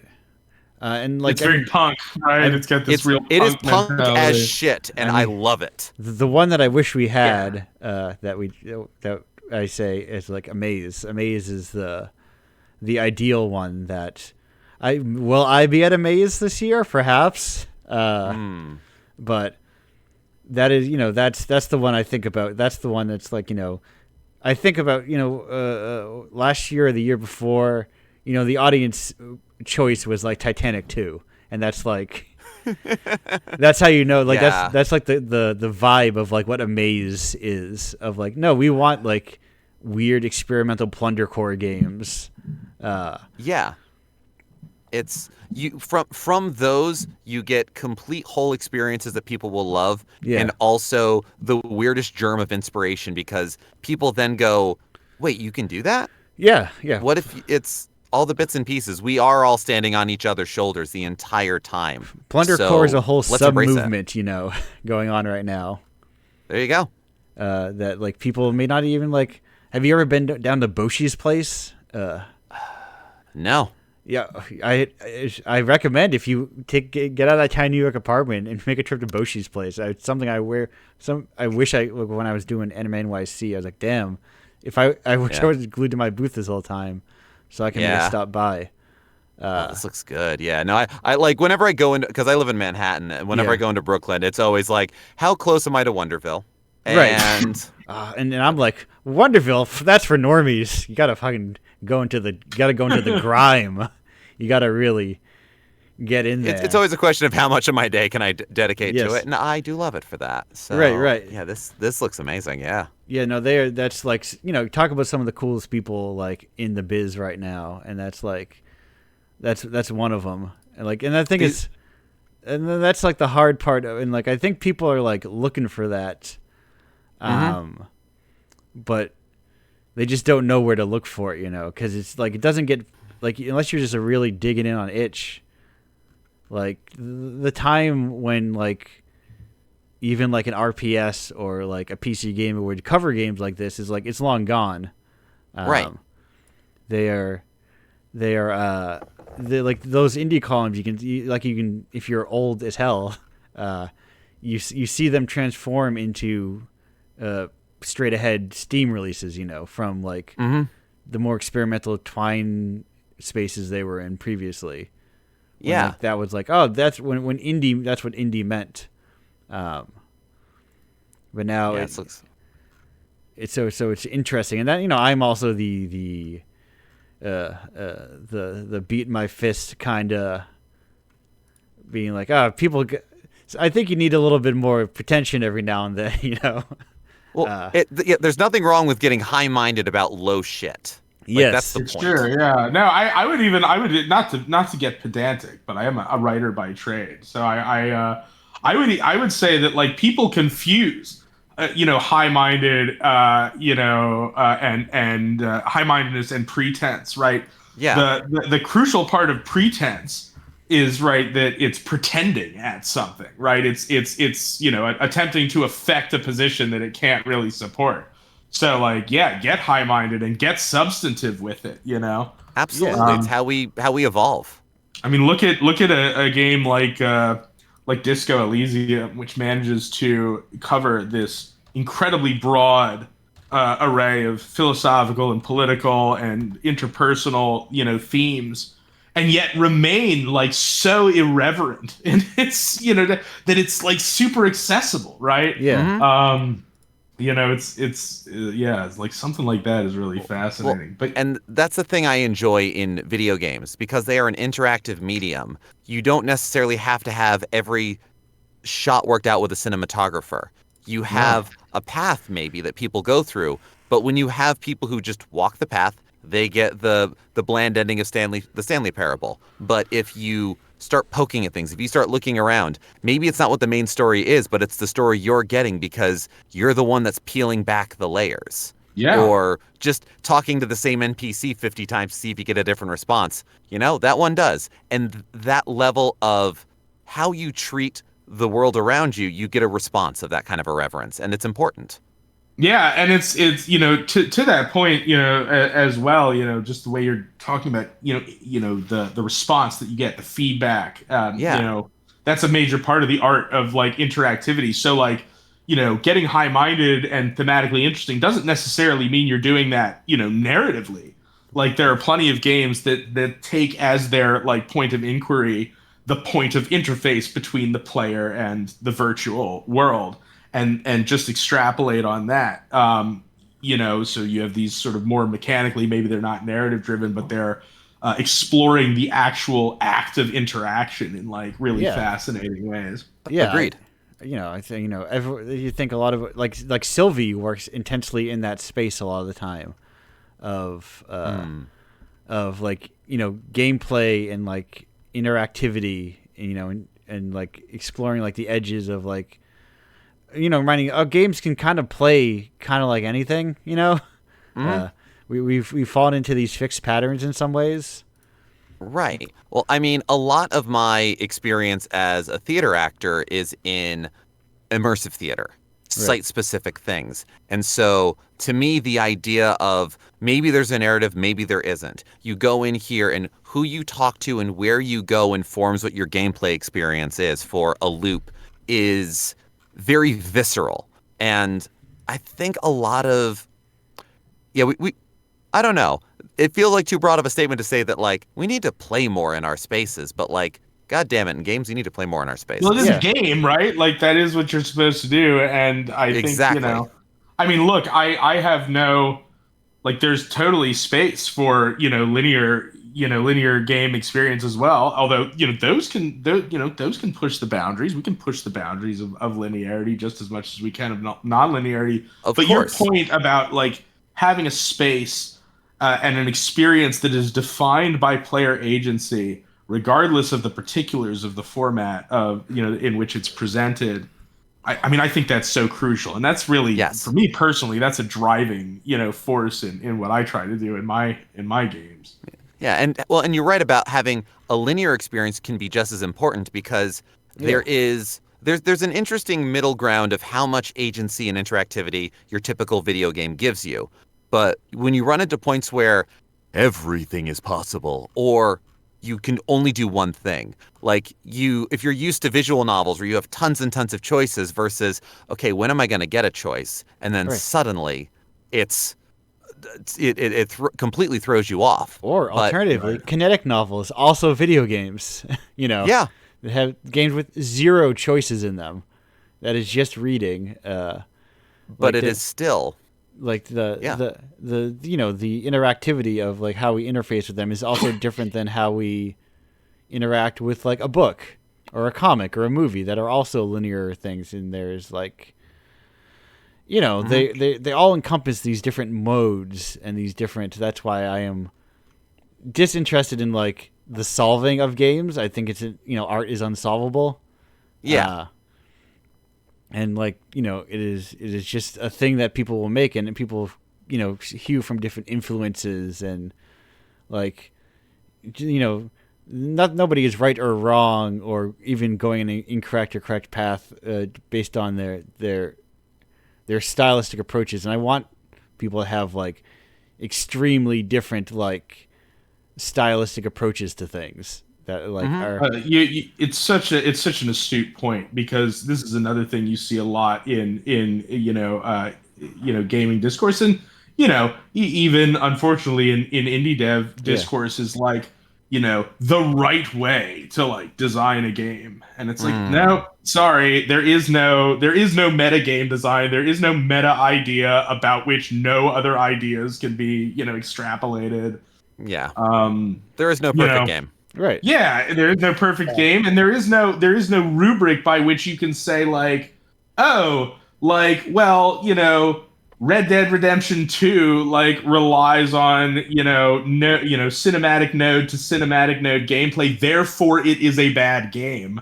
Like which is a take I've seen. It's like but the thing is, I want to see those takes. I want to see people who like have like a push away from homogenized. Like I want to see people who have like strong, like contrarian or opposing taste, opinions, and like I'd love to read like dissenting reviews of things I like sometimes, And I'm not advocating the quashing of discourse here as much as I am saying I guess putting it in terms of I statements. Yeah.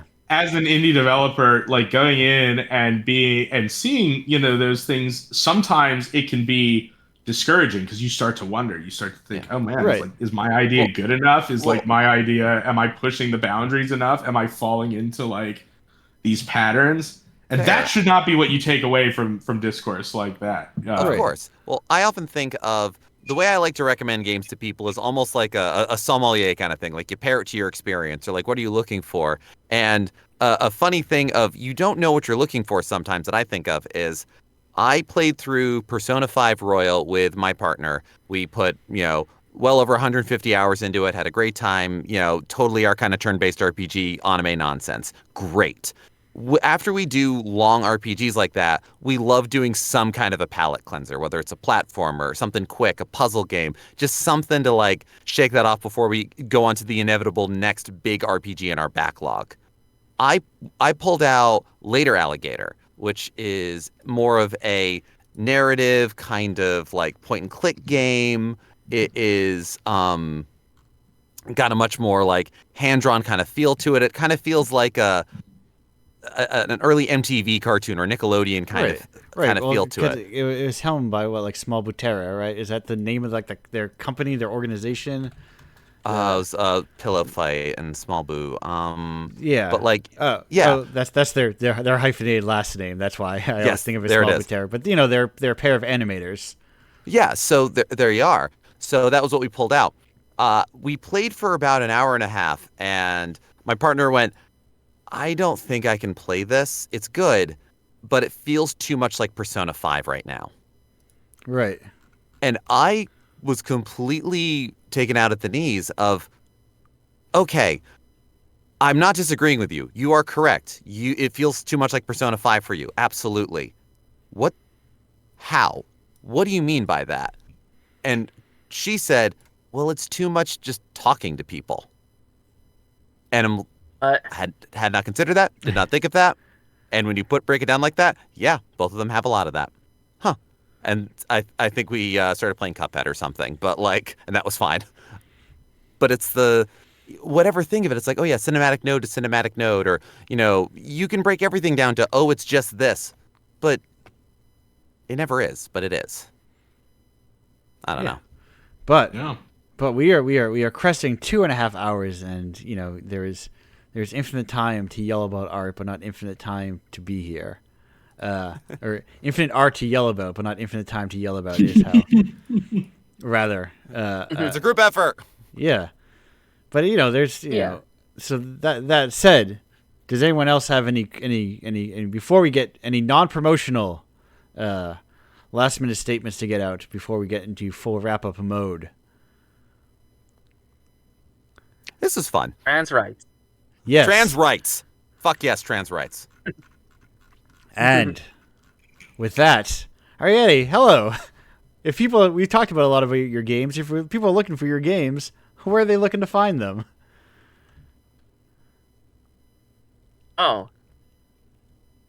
They find my games on itch.io. I could it's ariete.itch.io. And that's two R's, 2 T's if you are typing that in. Yeah. Yes, and perfect. You can find them there, including that newly mentioned, Selena and the Strange Tower for, the aforementioned Transjoy Jam that just happened last month, this month, very recently. It was like a week ago. Yes. Yeah. I'm also looking at. Anyway, I have downloaded it now. Perfect. See, and this is I often say that they have a really very cool thing on their page. Sorry, I'm looking at Crystal Works Games. I've seen who organized them. They're a very cool thing where they got a little person over to the right hand side that tells you what their games are when you hover over them. But yeah, it's all about. I say, worst case Indiepocalypse. Worst case, everyone involved gets 9 more fans. And the same thing I often hope with the show. If people oh, well, who was this person I was on the show with? Let me check out their stuff. Speaking of people who have stuff to check out, Jeff, we talked about your stuff. Where can people find all of that stuff of yours? Well, me as a voice actor, you can find jeffmoonin.com. But as far as podcasting and things like that, I have Fun and Games. It's also part of the Certain POV network. So certainpov.com, you'll find it. I also posted the link to just the Libsyn page. And if anybody has a game that they love and want to talk about it, you can reach out to us on social media or email us. All of it is Fun and Games Pod.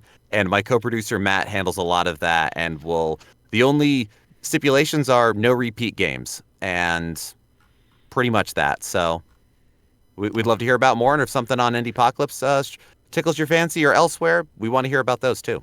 Perfect. Mm-hmm.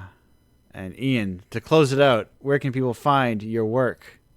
Yeah, so you can find The Immaculate Drag on Steam and on itch. And you can follow me on Blue Sky at Discrete Infinity. That's where I'm primarily located. You'll find there a link tree to anywhere else you can find me. I'm on Instagram. I am still on Twitter, though I'm not active there outside of major announcements. Of course. We actually recently updated The Immaculate Drag for the Steam Deck. So if you're a Steam Deck player, pick it up. Nice. Cool. Perfect. And of course, I will say, Indiepocalypse.com is where you get Indiepocalypse. You buy those things, and nice people here. Like occasionally, if you do something like buy issue 60, so like Ariete will soon learn the pleasures of the. You're still too fresh to know the pleasures of the 6 to 9 months. Hey, Andrew sent me $6 through PayPal, but know that is in your future. And then hopefully the dream is, though, of course, if you go to indiepocalypse.com and you buy that and more people do that, then that dollar value not only increases but is more frequent. I'm thinking of trying to looking for catchy slogans and things, and I'm thinking maybe Indiepocalypse, not the best paying game in the biz, but maybe the fastest paying one. I pride myself on paying people quickly. Sometimes, when you fill out a form, if you fill out your Google form at the right time, you might get your payment 10 minutes later. I think all of us have had to send invoices several times to people. That's appreciated. That's not nothing. The Indiepocalypse promise is that you never have to. Well, when you ask me for money, I go, "Hey, buddy, I wish I had money too." The few times people have asked me, like, "Oh, when do we get another payment?" and I go, "Hey, when more people start buying it." Real. I try to stay up on top of those sorts of things because it is crucial, for people to get paid, even if it's like a little bit. Here. That's like the normalization of indie devs. There should be more space between all and nothing.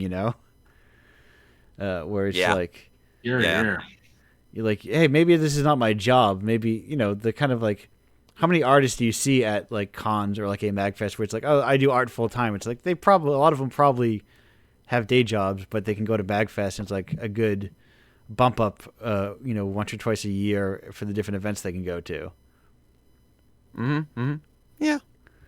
But we're all doing our best. Yeah, of course, indiepocalypse.com/Patreon, newsletter, etc. If you think I got it, type a slash and then type indiepocalypse.com into your browser, type slash, and then type that thing in.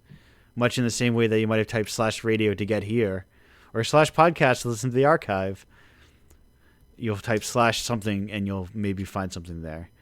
And of course, I have like 20 other games that I sell through my tape club, which is of course beachsprings.com/tape market, where you can find all those. There's a ton there. Tons of games there. Trying to promote physical formats of games to get the idea out there, of like, we talked a lot last week about the idea of like these limited runs of things. I'm like, fuck, what if they could be permanent runs of things? And that's what unfortunately unlimitedrun.com was not available, but know that I would have purchased it were it to be available. Because I'm like, I think stuff being available forever, and that's why I promote like cheap producible formats, of these little physical cassette sort of things. Yeah. Anyhow, that's enough of the show. I'm getting out of here. Ian, Jeff, Ariete, thank you for joining me here today. I'm shutting it down. Thank you so much. Yeah, this was awesome. It was a lot of fun. Yes, love to. Even though we had seen some of each other briefly at MagFest, I like a nice 2 hours where I don't have to worry about working, or I'm not exhausted from yelling all day already. Hell yeah! And also, most of the time, rarely do my entire retinue of guests find themselves in the same physical location. Shut it down as soon as I find there it is. Found Fubar. Goodbye, everyone. Woo.